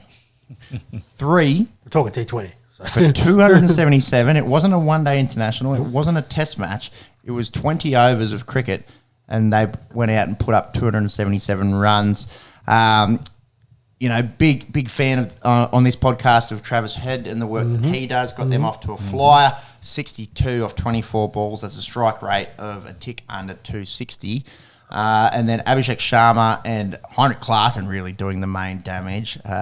He had 80 off 34 balls, 7 sixes in his knock, 277 runs. By far and away the highest tally in an IPL game. Yep. Monks, if you wouldn't want just chasing up the leaderboard for most runs made in an IPL innings, I think it broke the old record by about 20 runs. Like it really shattered some records, and it's really starting to play into, is this where cricket is headed? This elite hitting, class and unreal in it, head getting him off to a flyer. Yeah, I'd be interested to know, because we talked about the extra bouncer coming into the sport. I guess more usage of, say, fast bowlers going forward. Whether some of that played in it, the short stuff, the guys are getting tactical perspective. Yeah, the short stuff, but the guys are getting after it instead of it being advantageous, like they're throwing the bat at anything short and then putting it over the fence. So whether that's kind of changed, and that's why we're seeing some of the higher scores to start with, because Mumbai Indians didn't do too bad in this either. They scored 243 to follow up. Right. The deck was pretty conducive to run making. We saw 530 runs scored in the game. I don't know how much of it is tactical or how much of it is just the pure hitting of these blokes these days. But incredible. 10 years ago, that's pretty handy, one day score. Yep. So let alone that happening in 20 overs. Run rate rise, it's a tick under 14 runs and over. It's crazy. And the poor bowlers, and this isn't just chumps that are bowling from the other end. This is Hardik Pandya, this is Jasprit Bumrah, this is Bumrah at least average under 10. Yeah, 36 off his 4 overs, beautiful, well done. Gerald Coetzee, who in the World Cup played out of his skin. I think it's the South African there in Quena Mapaka. He absolutely copped it. It's an incredible feat. 14 runs better than an 11-year-old record with RCB putting up 263 back in 2013. But 14 runs higher as a record. It's pretty impressive. We did see Lucknow last year put up 257. Sort of an indication probably as to where things are going. And Mumbai in the run chase, by far and away the highest ever by a second innings team, a chasing team. They're outright 6th in terms of totals in the IPL, which is a pretty incredible achievement. Can you find a second? Scroll. Yeah, I was having a look before. It's nearly all. Yeah. So the previous highest second innings total was Rajasthan Royals back in 2020, made 226. So that's 20 runs better than that. Yeah. As a chasing team, incredible stuff. In a 20 over game of cricket that we saw 500 plus runs. Mm-hmm. I did see as well, following on that Virat's at the top with most runs at the moment. So Kohli's been he's back, good. Baby. Yeah, Daddy Kohli. Yeah. He's found a bit of form, that's for sure. 181 runs, one undismissed, so he's averaging 90 something. Mm-hmm. Pretty incredible stuff from the biggest name in cricket. It's good to see David Warner there at 4.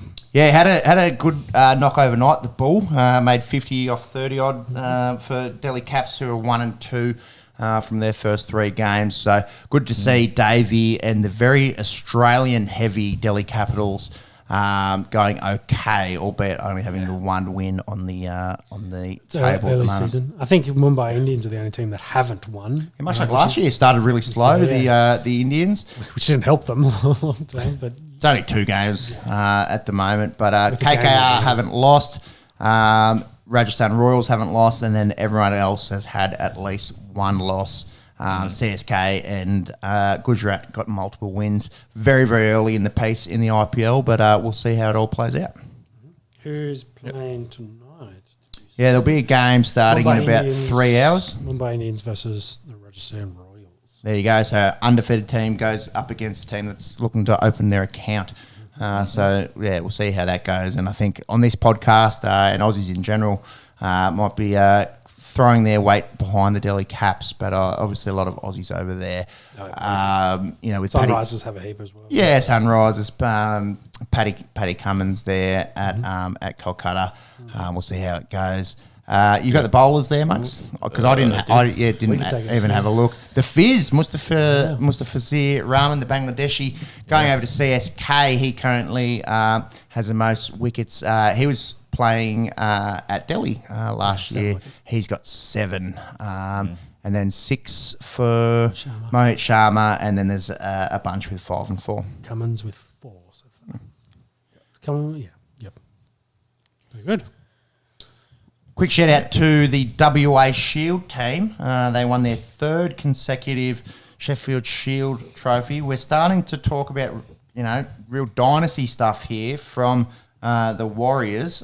Interesting little graphic. I'm just going to try and find it here of guys involved in multiple Marsh Cup and Shield games. Adam Voges is the only one to go. And all of them. 3 and 3. Cam Bancroft, Josh Philippi, Hilton Cartwright, Aaron Hardy have been amongst multiple, and then a plethora that have won at least one. So a real domination from the men out west in Shield cricket over the last few years. We've spoken a lot about it on this pod, but Bancroft has literally the runs on the board from a Shield perspective. It'll be interesting to see if he earns a recall to that Australian Test team. I think he will. I think he needs Usman to retire. Exactly. But they do have no Test cricket till India, where we've got the 5 Tests versus India in our summer. It's going to be jam-packed summer. And looking likely they're going to add in one-day international series as well with Pakistan in that time frame. So I think they're trying to pack in as much Australian cricket at the end of the year, by the sounds of that. I love that the India tour's gone to 5 tests. It should be on par with the Ashes. There's an argument that it's bigger than the Ashes now. I don't know if I'm willing to say that from a personal perspective, but from a financial perspective. The cup might not be as memorable, but they're the 2 top teams, you'd say, of the last couple of years. Well, they've beaten us 2 times in a row out here as well, so massive chip on our shoulder as Aussie fans saying, hello, this is our backyard. We really want to win this series, and the eyeballs, the back and forth on socials and in the comments, and the fact that the Aussies were able to go over there and beat India in a World Cup on their own turf. It's still all the silverware everywhere else. Yeah, exactly. It's really playing into an awesome summer. Not confirmed, I don't think, Pakistan having a tri-series. Pakistan will be coming over for some white ball cricket, and it makes sense, I suppose, whilst they're over here, and the fact that we've seen sold out MCGs for Pakistan-India games to make that happen whilst it's here. Yeah, listen to Mike Baird on the Grade Cricket if you get a chance. Really interesting chat with the former Premier of New South Wales, now Cricket Australia Director, CEO, something important. And he's talking about how this rapid ascendancy of T20 cricket, how we balance it moving forward, the fact that Test cricket has kind of stayed steady in terms of numbers, and the thing that's really struggling is ODI cricket. Yeah. And the word that he used was context for these ODI series, and I feel like, after the World Cup when we went and played 5 games against India, and you're like, what is... are these warm-up matches? Are what is trial matches? Well, it's cooled down, but who gives... what is the context here? And money. Well, that's probably number one context. But half our team had come home, half wasn't playing in them. So it's interesting, I think, to hear it from the horse's mouth and really sort of lay it out the way it is. In that, T20 is essentially the future of the sport. And now the fact that we have a jam-packed cricket calendar every year, it's which is white ball dominant. Yes, but it's also T20 dominant. It's one part of the white ball format. Yes. Hey, is there any space or room to have one-day international series? What is he? The chair of Cricket Australia? Yes, chair of the board, executive board. Chair of the board. Yep. Good listen. Check it out if you have a spare hour or so. Speaks pretty well there, and the boys quite funny in the way that they ask their questions, as always. That'll do us for cricket. Yep. Yeah. Final round. Let's do a final round. Final round. Tim Tszyu has unfortunately got a loss next to his name after being, I think, 24-0 leading into this Sebastian Fundora fight. He goes down from a split decision, went the distance, absolute war, bloodbath, for lack of a better term, and really probably the most telling incident in the whole fight was this incidental elbow in the second round. Yep. Big gash on Tszyu's head, and it made it very difficult for him for the rest of the fight. Yeah. Yes, and I think though he lost, Tszyu didn't really lose himself any kind of respect or he's trying to build his name in the US, and I don't think he lost anything. I think if anything he added to it, because he took this fight on 12 days' notice because his other guy that was meant to fight pulled out. He then fights a guy that's 6'6", significantly taller than him. Hasn't had a full camp for him at all. Gets an accidental elbow in the second where they could have called the fight, so that there's too much blood. No contest. Let's have it 2 months and run it back, and we'll do it after a full camp and do this fight properly.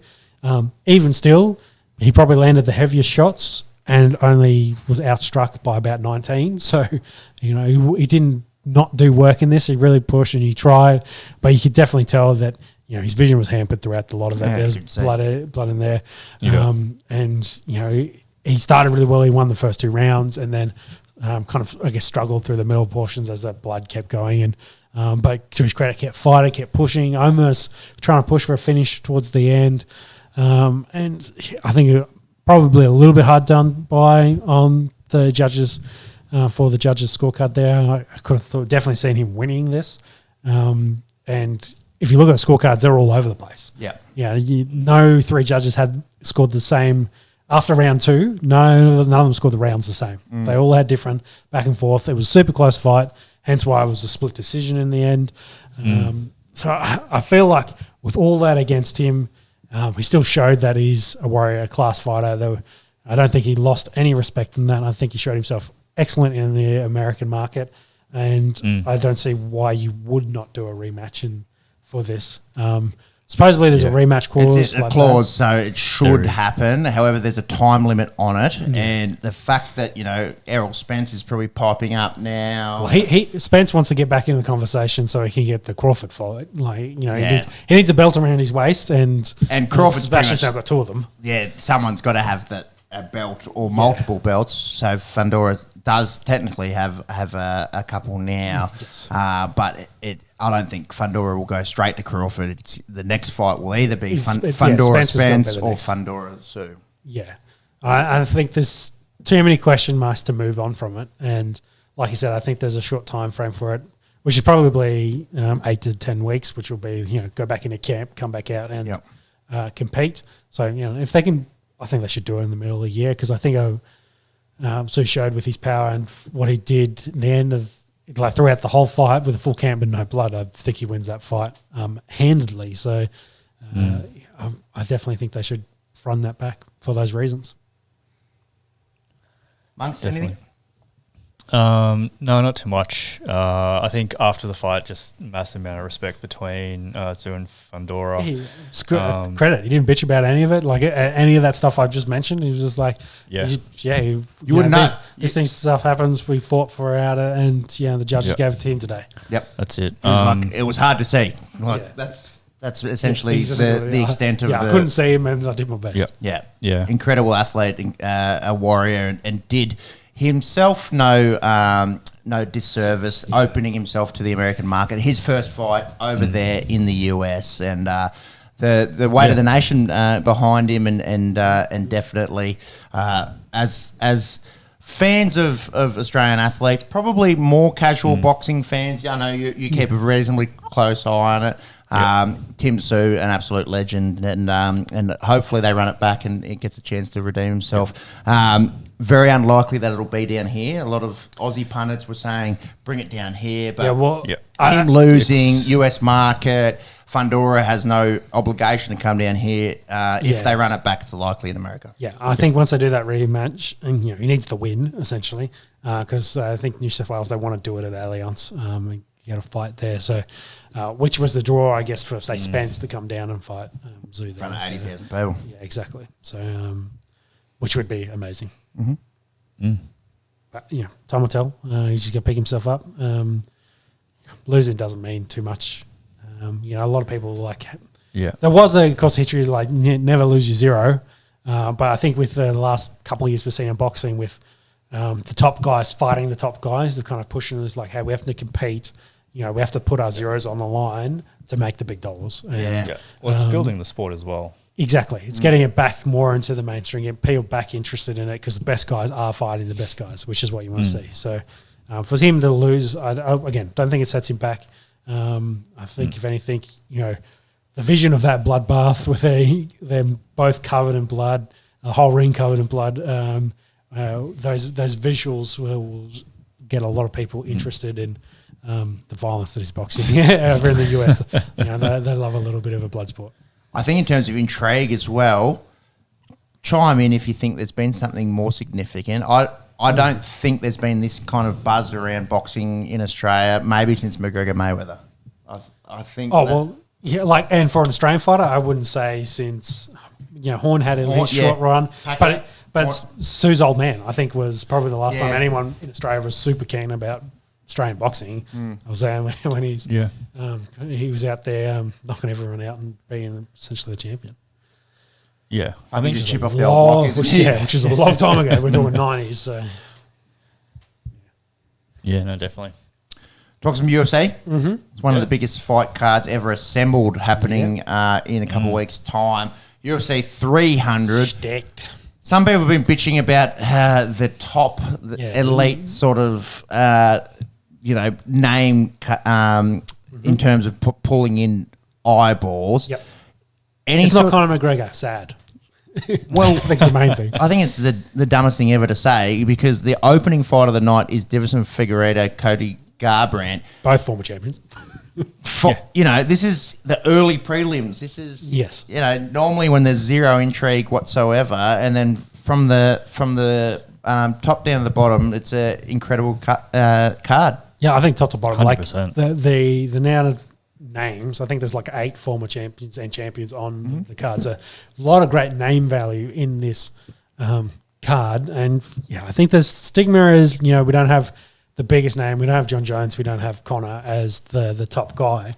But having said that, Alex Pereira's last 18 months has been incredible. If not the best in the UFC. His storyline is only growing, and yes, he gets a lesser known challenger in Hill, who kind of not fell into that spot of that belt, but John Jones left that belt alone, and it's kind of bounced around a bit. He got hurt, but Hill's still a good fighter. But I don't think you can sleep on Pereira there. And I think it'll be an excellent card overall. First all-Chinese championship fight with Zhang Wei Li taking on Yan Xiaonan. The lightweights, incredible. Gaethje and Holloway for a BMF belt. Charles Oliveira, former champ, taking on rapidly ascending Armen Sarukian. Bo Nickel, possibly a future champ in the middleweight division. Yuri Prohaska taking on Alexander Rakic.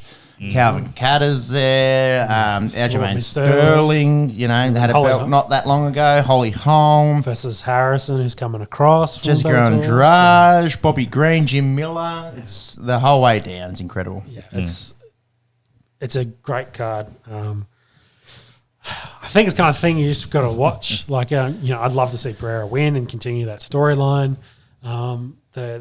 The Chinese lady's going head to head. I think it's going to be a really tough fight. I think Jan's a massive lady for that division, so be interested to see how that goes. Holloway coming up versus Gage. I think it's going to be really tough for him. I'm not sure his power translates into the lightweight. Gage is just a monster in that division, so that's going to be tough. But I think Charles Oliveira is getting an absolute wrestling machine on. So I was watching some Sarukian highlights this afternoon. He looks like the real deal. Yeah, and again, former champions all over, and that's going to be a tough fight. Bo Nickel probably runs through his dude because he's against Cody. But I think he's been, he's coming up through the division, and he needs, this kind of leads to a ranking for him and a higher ranking potentially. And he's a megastar on the rise, especially this card's in the US, and he's one of the US guys they're fast tracking. I think it works out. And then you run through all the others. There's good competition. I think it's going to be back and forth, up and down. I'm really looking forward to it. 2 weeks until the T-Mobile Arena welcomes essentially the who's who of UFC royalty at the moment. So can't wait for it. Agree. A lot of big storylines and division places on the line throughout that, especially in the lightweight division. 100%. Yeah. Big fight news from an Aussie perspective, from a fight fan perspective, is Robert Whittaker's next fight has been announced. He's going to get a guy called Hamza Chimaev. You might have heard of him. Yeah. I love Robert Whittaker. I'm a little concerned about fighting Hamza, but Whittaker's got runs on the board. He wouldn't be taking this on if he didn't think he could win it. What are your thoughts? Yeah, I was a little concerned, and I was just like, fuck, Hamza's going to wrestle the shit out of him. But then having said that, he fought really well against Yoel Romero, who was a silver medalist in the Olympics for wrestling. So I think maybe he can stifle some of that wrestling. They're going to be roughly the same size. Whittaker maybe has a little bit more than Hamza as a known kind of welterweight, but does cut a lot to get there. It's definitely a huge step up for Hamza as well. I think Gilbert Burns, if that was a 5-round fight, Gilbert Burns wins that fight. Going through Kevin Holland, Mad light work of him, really. Holland, I think that's different because Holland really has no wrestling game. Usman was a much closer fight. Again, I think if they go, because he got the majority win in that too, he wasn't unanimous. Add an extra round or two to that, maybe Usman wins that fight too. So he's going to go up against Whittaker. It'd be interesting to know if it's a 5-rounder as well, because he's not known for his knockouts once he's moved up into the higher ranks. He's more wrestling and submissions. Whereas Whittaker, I think, definitely has some interesting in and out striking. Has had fights with the best and the best in the division. Don't want to say he's the gatekeeper at the moment, but on the way to a belt, you got to go through Whittaker to get there. Always worried about Whittaker's chin at this point. Always gets that one shot which puts him down. You're just like, fuck, recover. But he always does. He always bounces back. Yeah. Except against Faf, but not Faf DPC. But outside of that, and against Israel, but outside of that, he's been pretty competitive. So, and for him, this is have a good fight against Hamza, and you're straight back in the conversation for a title fight. Yep.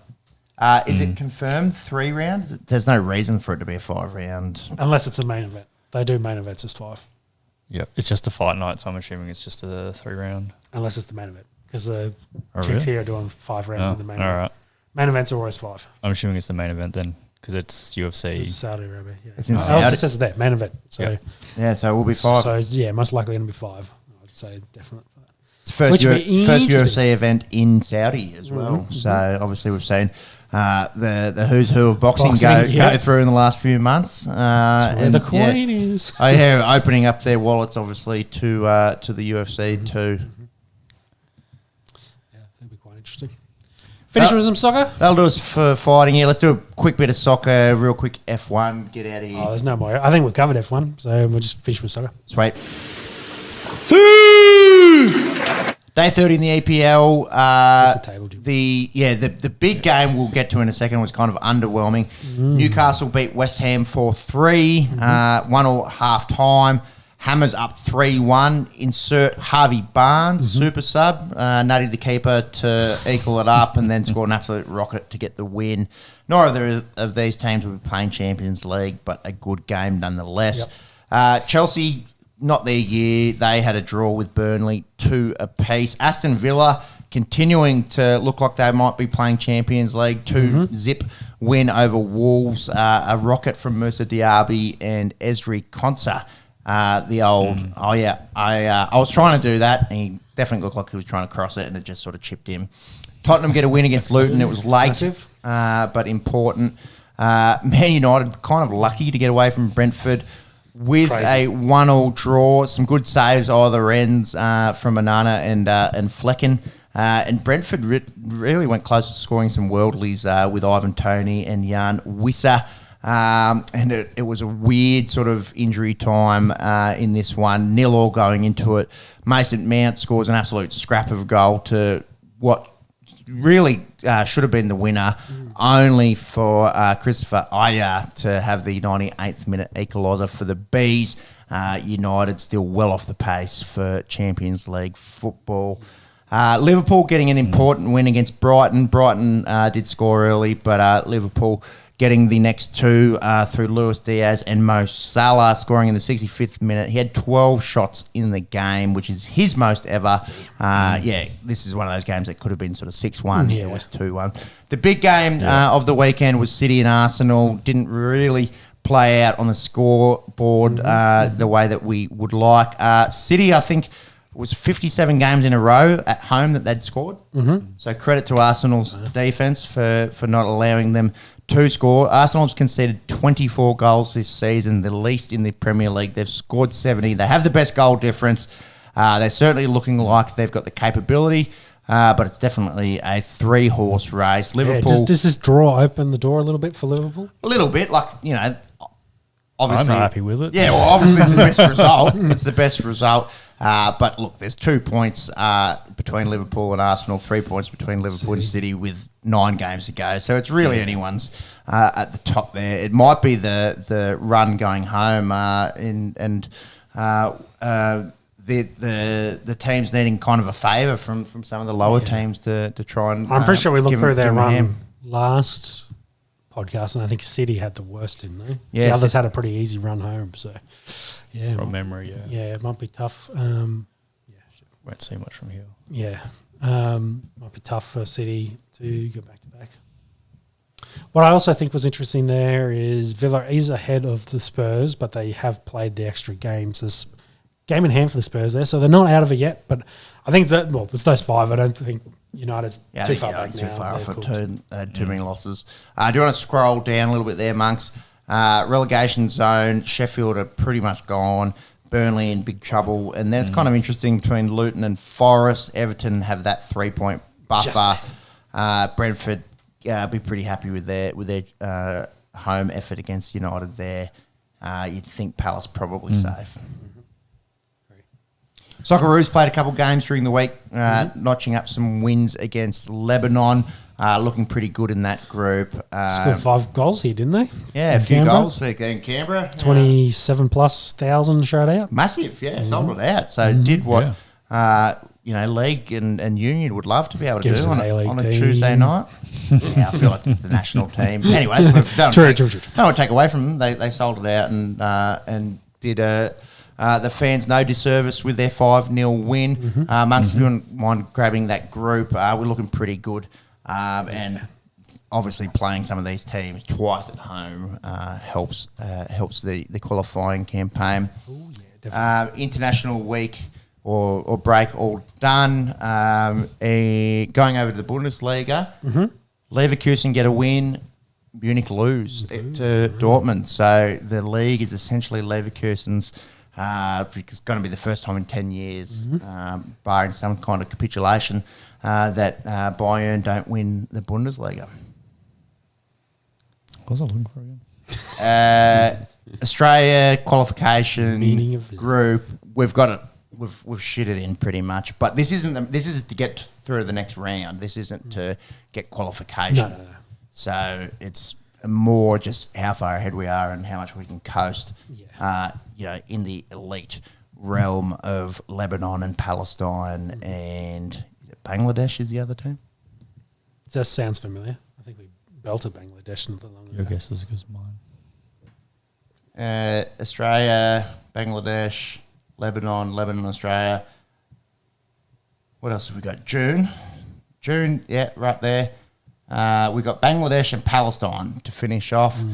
TBC on venues, and I think we've got the group wrapped up. I don't think we need confirmation on that. Yeah. So, got those 2 games, and we'll see how the next group unfolds. Definitely. Yep. That'll do us for On The Esky, Aussie Sports Podcast. We love our Aussie sports. We like our US and international sports. Check us out on the socials. We should be back in 2 weeks' time. Someone here is expecting a child to add to the growing group of little Esky bras. Thank you for the listen. Hope you're having a good week. Hope you had a lovely long weekend celebrating Easter with those close to you. Enjoy the upcoming week of sport. In the foreseeable future, we have footy, obviously, more IPL, NBA play-ins are 2 weeks away. The NFL draft is less than a month ago. We're going to do a draft episode. We didn't do one last year, but we're going to do a draft episode this year. UFC 300, not far away, plus lots more. There's always something going on in the wide world of sports. Thank you for the listen. Hope you're having a lovely week. Take care. Bye. See ya. Bye.